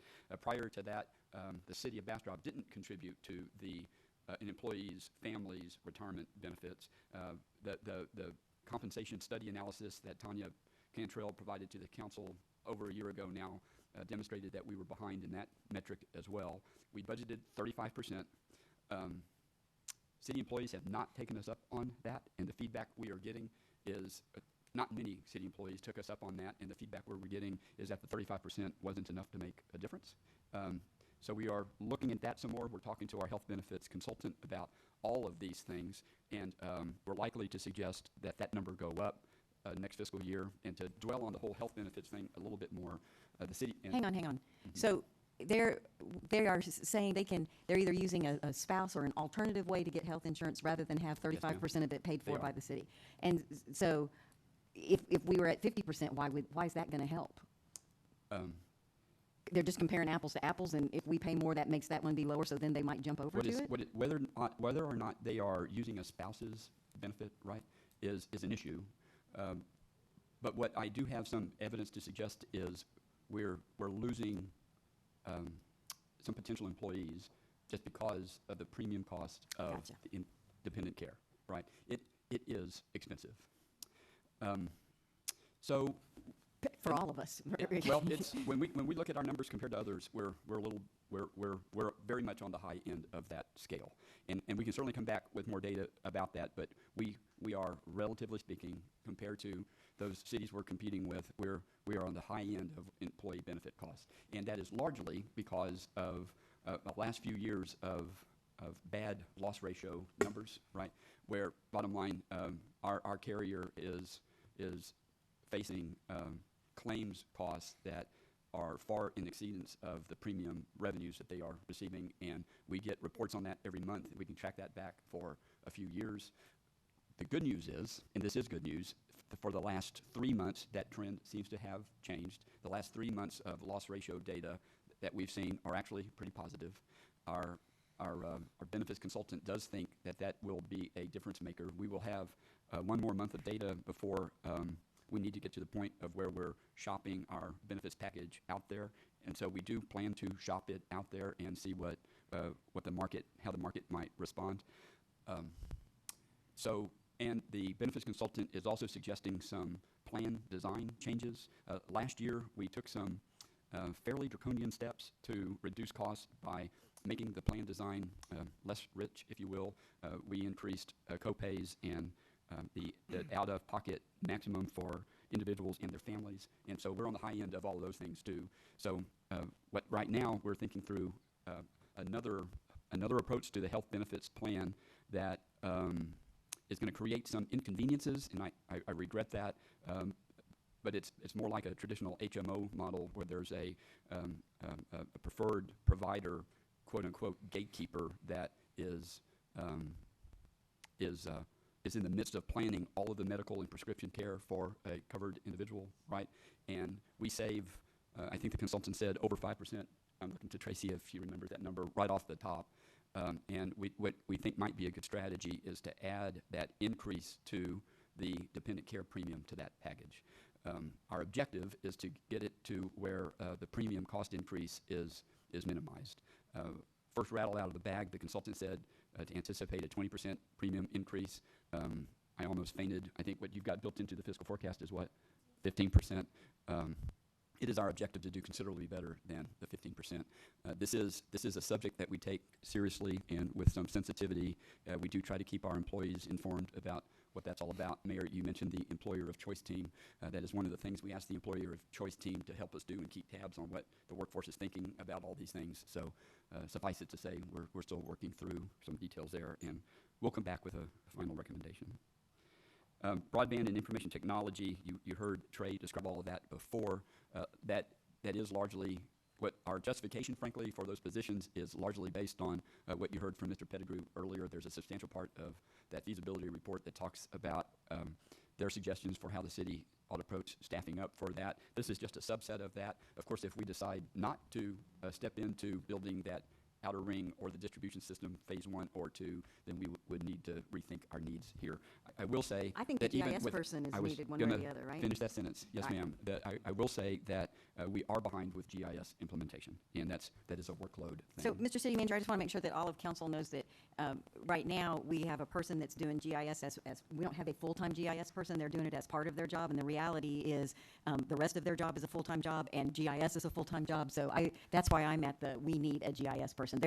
Moving forward, I don't think there's ever going to be a time that we don't want to know where everything is. And from, if you go back to the focus areas from facilitating development and organizational excellence and everything, accurate GIS is a huge step in the right direction. It has all kinds of implications for lots of stuff. Yeah, absolutely it does. So to the mayor's point, we have a person in the planning department now, Allison Land, whose title is planner, who's also been, to the extent she had time, developing the GIS network. Allison has recently submitted her resignation. She's leaving the city to take on another professional opportunity, and so this does give us, every time there's a vacancy, we try to rethink, okay, are we doing what we need to be doing with that position now that it's vacant? Should we be rethinking it? And in this case, what we need in the planning department is a planner to take care of plan review, to keep those wheels turning, and a full-time dedicated resource for GIS, absolutely. Okay, so we talked about community policing earlier. Enhanced library programming, the library department has some ideas about increasing the amount of programming that the library provides. Rebecca mentioned earlier today the really cool collaboration that's happening between the library and our fledgling recreation department, and we can anticipate more of that to happen as well. This is a pure enhancement, and the library is super popular, and I know the community would appreciate it, and we'll continue to think that through. I mentioned the downtown master plan earlier in context of planning where restrooms go. The downtown master plan would be broader than just planning where restrooms go, but there is a need to make sure we are all on the same page as a community about the future of not just Main Street, but the downtown. There's ongoing concerns and questions about parking and other, and this could also set the stage for other kinds of public and private realm interface decisions that the city has in front of us. We talk about Water Street a lot. We talk about Water Street from a street condition, a street cross-section, a drainage standpoint. Water Street, Chestnut Street, in addition to Main Street, are all really important corridors that we need to have a plan for. Building permit support, that would be an additional permit tech that would help with intake in the planning department side. This would have the benefit of, I'm gonna articulate it this way. We have a building, we contract out 100% of our inspection work, right? That wasn't the case when I got here. And so that means Shirley Ellis, the building official, largely manages contracts and gets out of the office and into the field, not how do I want to say this? Not routinely, but frequently when we need her to specifically problem solve, right? That additional permit tech would help with intake and some internal processing with our online system to make sure our responses are timely to issues on the building side compared to the planning side of that department, and would free up Shirley to be helpful in the field in solving those other problems. And the charging station on Main Street is a point that the mayor brings up. This is to let the mayor and everyone else know that is on the list and not forgotten. Mr. City Manager, Yes, sir. would now be an appropriate time to request an additional staff project? It absolutely would. That's why we're here. Okay. So I'd like to request a feasibility project for a railroad quiet zone. Okay. Mr. Kirkland and I and other staff have had quite a few conversations about what it would take to implement a rail quiet zone here through Bastrop. And to Mr. Kirkland's credit, he's done quite a bit of research on, not a shock, right, on what that would entail and what the cost implications might be. And I'm glad he mentioned that. Thank you. And so if we get consensus on all of that, that's absolutely something we'll dive in on. And I appreciate Mr. Kirkland's word, the feasibility. Yes, absolutely. We have not had conversations with the regulatory agency here or with Union Pacific. And right, you are always right on top of it. I'm going to go. I have. Right. This is true. No, that's fair. And yeah, there are other community partners who have a role in all this. And so absolutely, let's have those conversations and see where all that goes. You know, and Mr. Kirkland is, or Councilmember Kirkland, as we've already talked about that, it's also absolutely, I'm 100% supportive of the feasibility, and part of that feasibility is going to be a public hearing, because it could be like the chickens we went through the very first year. People get real passionate about that real quickly, and we will want to have that public input before we make the final decision. But it's been discussed on and off for a long time, and the idea of let's get it all together, let's see the facts where they are, I think that is an excellent suggestion, and really appreciate all the work that you've done to get us to that point. Fair, thank you. Anything else? Is there anything that somebody was, and this is specific to fiscal year '23? Yes, Yes, ma'am. ma'am. I would like to ask the city manager to look at, we pay a lot of attention, like coming up in the holiday season, the Christmas lights going down Main Street. And I know Main Street's also looking at lighting the top of the buildings.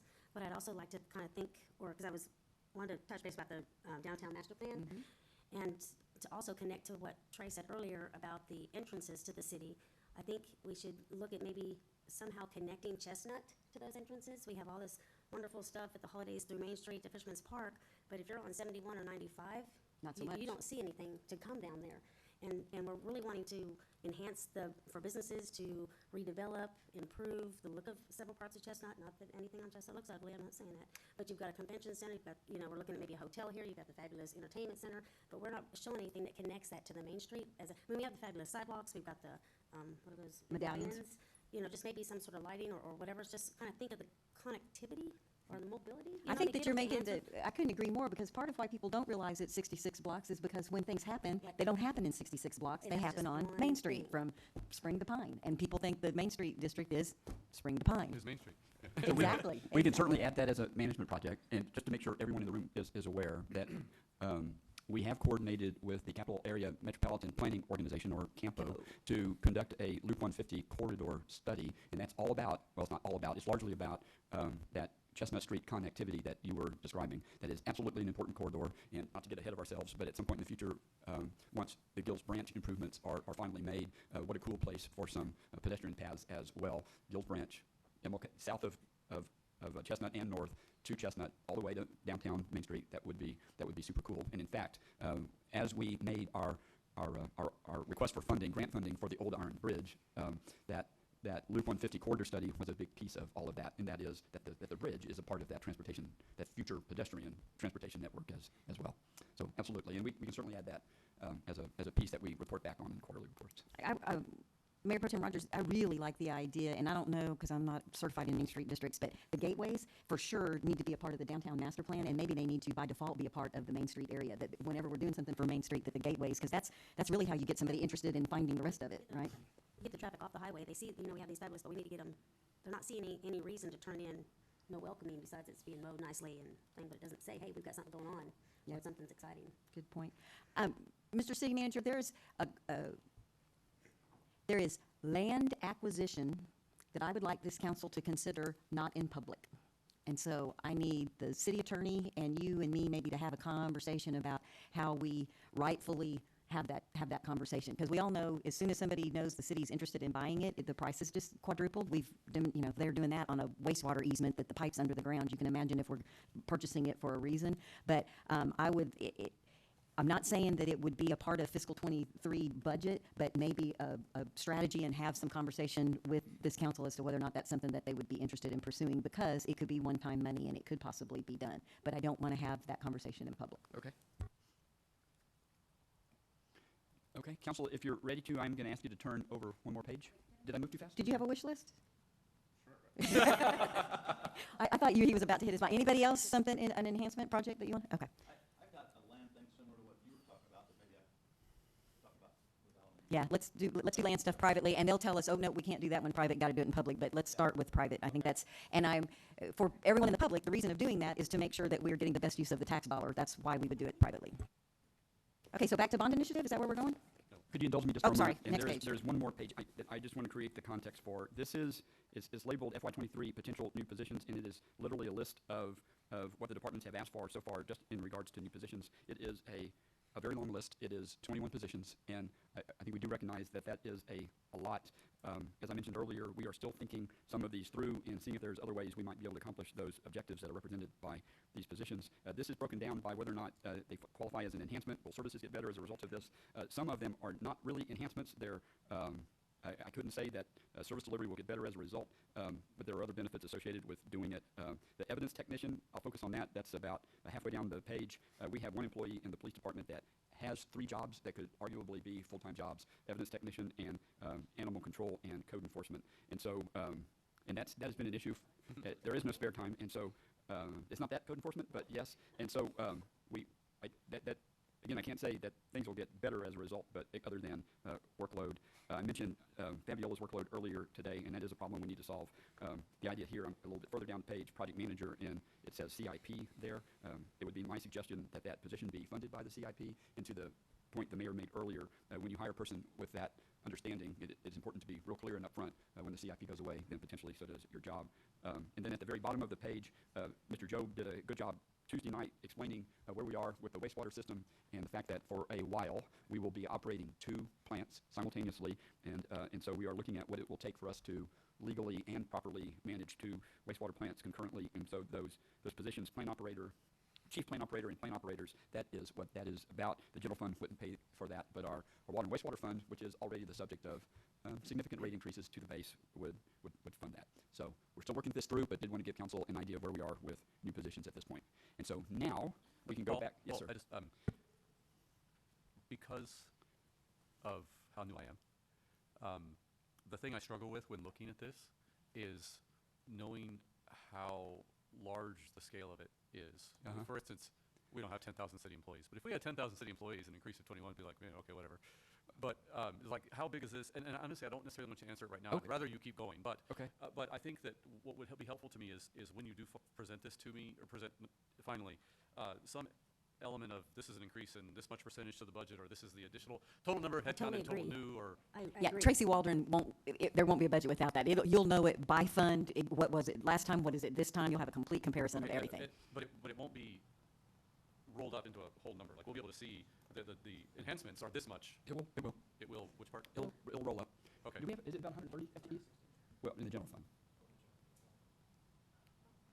We'll get you that number. But anyway, it's just in general. They're likely to struggle not with tell you the understanding- exact salary of that person, No, but yeah. you will very much have a feel for, this is a department that was 10 people and now it's 12 people, Yes. and the salary salaries used to went be up by this much, 100,000 and- and now they're 170,000. That'll be And then you'll also see that rolled all the way up, but you'll be Yeah. able to see by fund, general fund, how it's changed by water, wastewater, all of that. Okay, yeah. Tracy won't let them not do that. No, fair enough. That was it. It's just, Yeah. Okay, thank you. So if we can go back to the tab that is labeled bond election, we'll give you some thoughts on our current plans in that regard. Rebecca?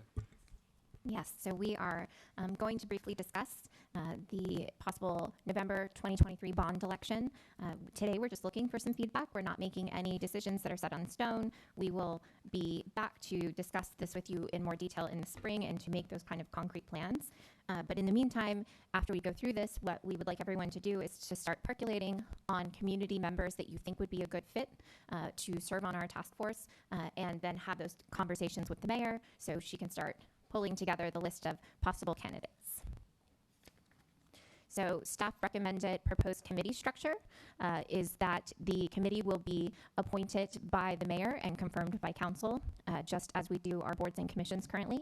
We would have 7 to 9 members, and the membership requirements, we would be looking for city residents who are diverse in all aspects.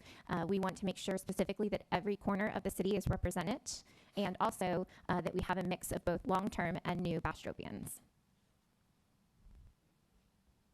The proposed timeline for the bond election, the committee would start meeting in spring of 2023, and we are thinking that means probably March.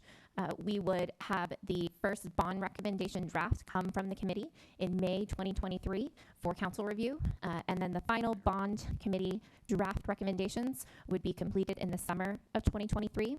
That would mean that city council would need to call the bond election in August of 2023, and then in November of 2023 would be the actual election. The other big recommendation staff has is our goal should be to do the RFQ for engineering services prior to that November election and have that awarded, so that way the moment the bond election is complete, we can roll right into engineering immediately. Is that for all of the projects proposed in the bond, or any particular one? It seems like some of them are pretty far out. And Well, to where it makes sense, right? And that detail could be to the extent we're describing mainly road projects here so far, and council, you guys will approve.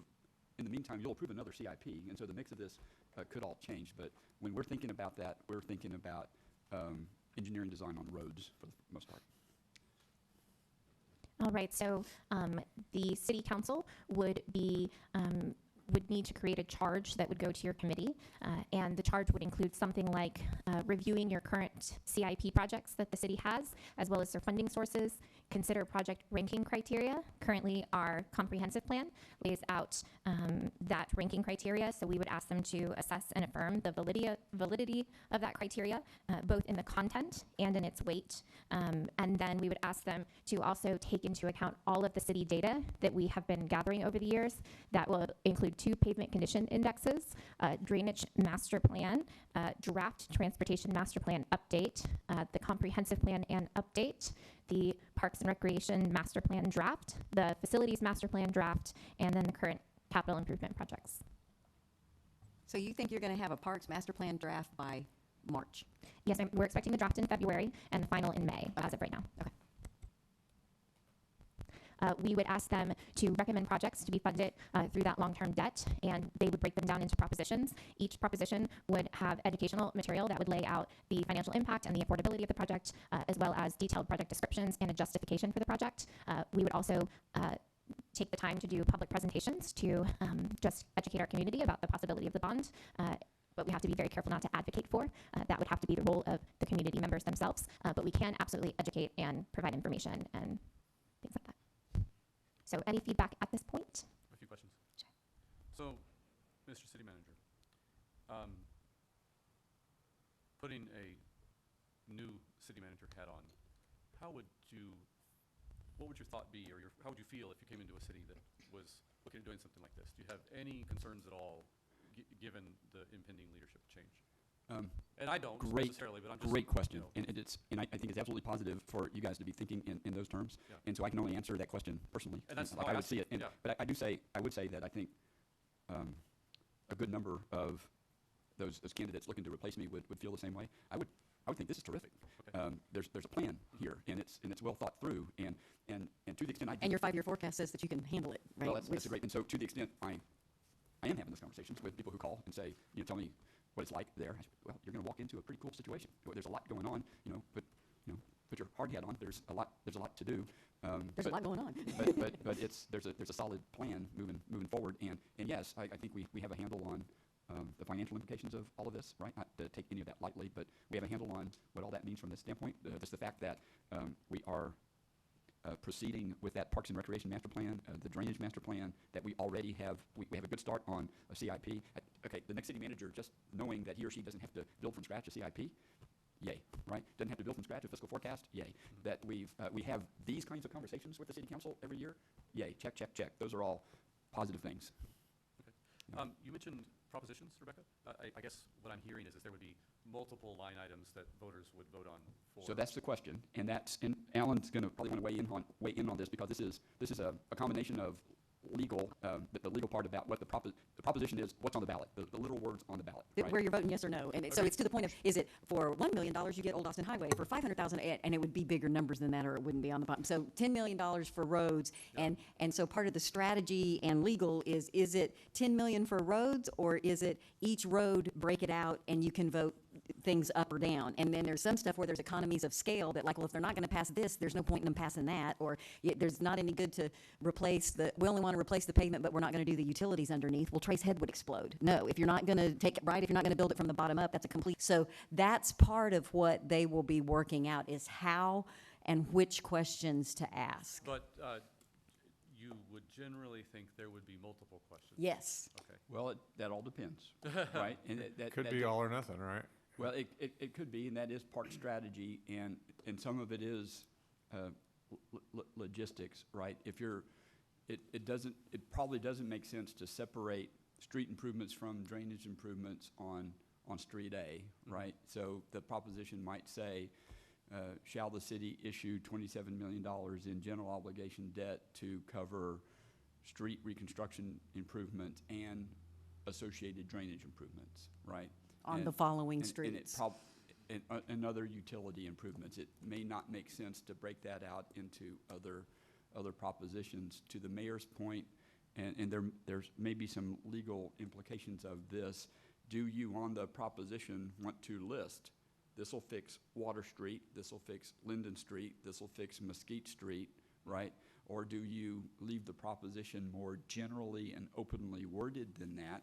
There's some political strategy to all of that, and that's why Rebecca makes the distinction. There's the propositions, right, and then there's the educational material where you're telling the voters, here is what we intend to do in more detail with these dollars. Because it's the constant balance of, you want to be transparent, but and be completely forthcoming, because you're not trying to hide anything. But then the way that it's worded, Ms. Waldron as CFO, it's going to be, that's not what this one says. So you can back yourself into a corner that you're like, well, that's not what I intended to happen. So that's why we use lots of these experts to help us make sure that we're sharing information, but we're not boxing ourselves in a corner and then using bad money. And so on the Tracy topics, just generally, if we even know, for what length would a bond be, what length of time would a bond be issued, and how would we expect to pay it off, just generally? And I was actually going to bring this up because when Councilmember Plunkett was talking about the project, so I've never been through a bond election, but my understanding and what I have seen is that the bonds will be issued when they're needed. So y'all might do an election and these things are approved, but we will sell the bonds as we're ready to do the projects. And so we may, the voters may approve $25 million, but we may sell them in chunks, and we may be prepared to do certain projects that first year, and we will sell the bonds for those projects. And so depending on what the project is will depend on the length of the bond, but normally we do 20 years. The only time we've done 30 is on the wastewater treatment plant, and we will do the same with the water treatment plant because of the epicness of the debt, but normally we do shorter term. And then which bucket pays them off? Your proper, so earlier when we went over the debt service fund in the fiscal forecast, right, that is what that's doing. Okay. And that is assuming we issue Tracy, listen carefully, over the next several years, we issue $40 million in debt. That is, some of that would be shorter term certificates of obligation, and those, like a 10-year note, and that's appropriate for a street rehabilitation kind of project like Old Austin Highway. And for those, we wouldn't suggest you ask the voters to approve it. State law doesn't require it. But for a full depth reconstruction where we're digging into the subsurface and doing a complete repair and building a new cross section, that is appropriate for longer term debt, right? And that's why Rebecca uses the phrase long-term debt on this. That's what you're asking the voters to approve for a general obligation bond. But all of that is built into the fiscal forecast. And earlier when Tracy said we are assuming right now that the rate stays the same. Of our total tax rate, 23 cents right now goes to debt. The working assumption is that that 23-cent rate would stay constant. I actually think in your forecast it goes down a bit in year 5, right? It's And- 20 cents, but I'm sorry? it's 20 cents. It's 20 cents. Okay, sorry, it's 20 cents. So earlier when I said the average Bastrop taxpayer pays a little over $1,400 a year in property taxes, and I said something like 800 of that goes to O&M. If my math is right, and it's not perfect, but it's close, 600 of that today goes to pay off debt, right? And so, And you're if- saying that number would remain constant? no, I'm even- saying the rate would stay constant. So, I'm glad you're asking, because I do want this to be clear, right? So of those two, the 800 for O&M, that number stays constant. Okay. No growth is what we're assuming. The debt burden will go up. The rate stays the same, but because values will continue to go up, that number will go up. And what I mentioned to council on April 26th, if I'm asked about that, why is my tax burden going up? The total rate will go down. That is what the math is going to end up doing. What I would say to that constituent is, it's not at all going up for operations and maintenance. It is going up for capital improvements. It is going up to pay for things like streets. I can't quantify it for you right now, how much it's going up. As we get closer to the budget, we'll detail all of that out. But the debt burden to finance this bond election would go up. But the rate would not. And that's a function of what people pay. It's the rate times the value. How much it would go up is a subject of future council decisions, because you can continue to make up for that on the O&M side. So earlier when I said, council, you can tell me, Paul, come back with a budget that shows that O&M burden going down, we can do that. That's up to council direction. Or council could say, you guys decide how to do it between O&M and debt, but if they're paying $1,400 today, we want them paying $1,400 tomorrow.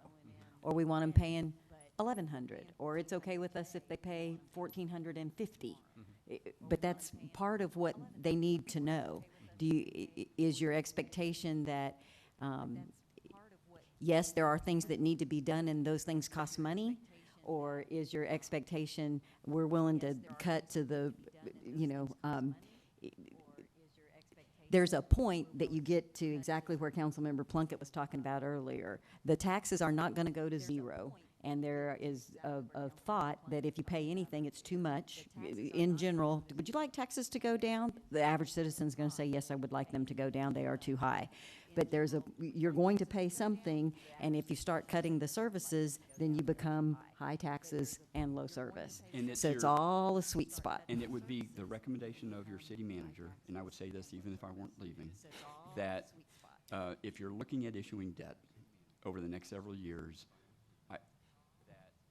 I would avoid the temptation to lower the debt rate, and therefore thereby impact your ability to pay for that debt in the future.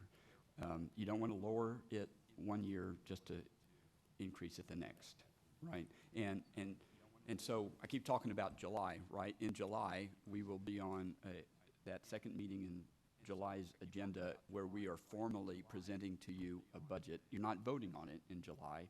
You'll have typically at least 2 workshops in August to hammer out all those details, and you'll be asked to vote on it in September.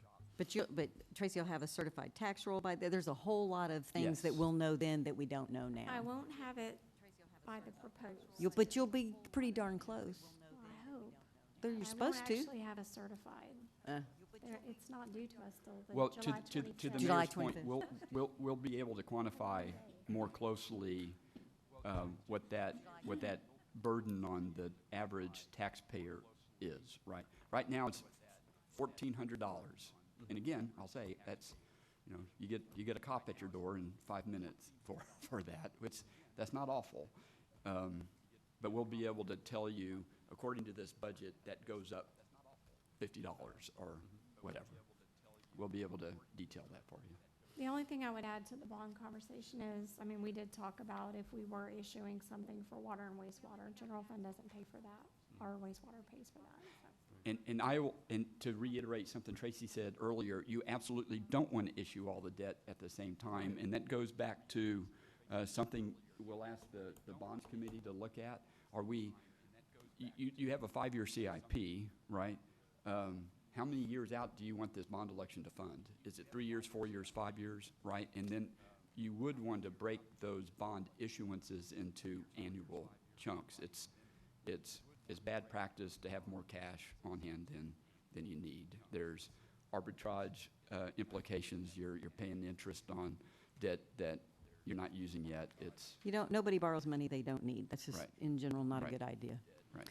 Alan, is there any words of wisdom that you think need to be included in the charge to the proposed committee and kind of pitfalls that they need to avoid or things that you might recommend? No, Mayor and Council, everything I would have said has already been covered.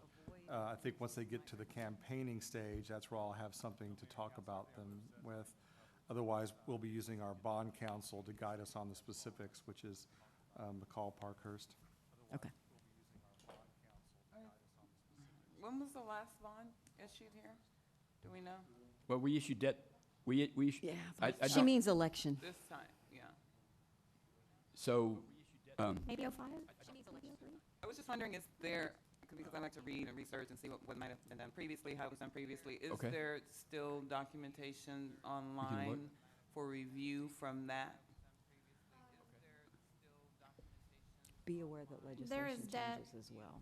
information, but as far as the proposition, like the information that was actually given to the No, voters? I guess I'm more interested honestly in the meetings, the minutes of those meetings, discussions. Ms. Franklin? Okay, Yeah. thank you. Ms. Franklin? Yeah, I guarantee you, there's not a Facebook streaming that you can watch. Councilmember Kirkland, did you have any more questions? No, I had those kinds of basic questions, and they've been adequately answered. All right, I'm pretty proud of us. It's 4:11. These two look like they are packed up and ready to go. Do you have any other questions?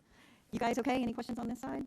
No, but I do want to say thank you for this being our first workshop. I felt like I was at regular work, but I am at work. But it was very informative, and I appreciate the effort and the time and the food that was placed into making this a successful workshop. Thank you.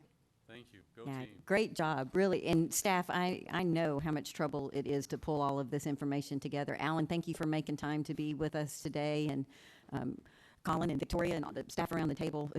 It's a lot of work for a lot of people, but the flip side of that is it's hugely important decisions that absolutely, but tying back to this morning and why each and every one of us ran for council is because we want the community to be the very best community that it can be and make good decisions so that, part of the goal is 20 years from now, someone saying, man, I'm glad they did that, instead of what in the world were they thinking, and we're able, I thought even the exercise of going through the focus areas together, you guys have really confirmed my confidence that together we can make some really good decisions, particularly with the excellent help that we have from staff and being respectful and willing to listen to each other. So I really appreciate your time. Mr. City Manager, anything else we need to do? thank you, council, very much. And some of us have a 5:30 Hunters Crossing meeting. She's very excited about that. It is 4:13 and we are adjourned.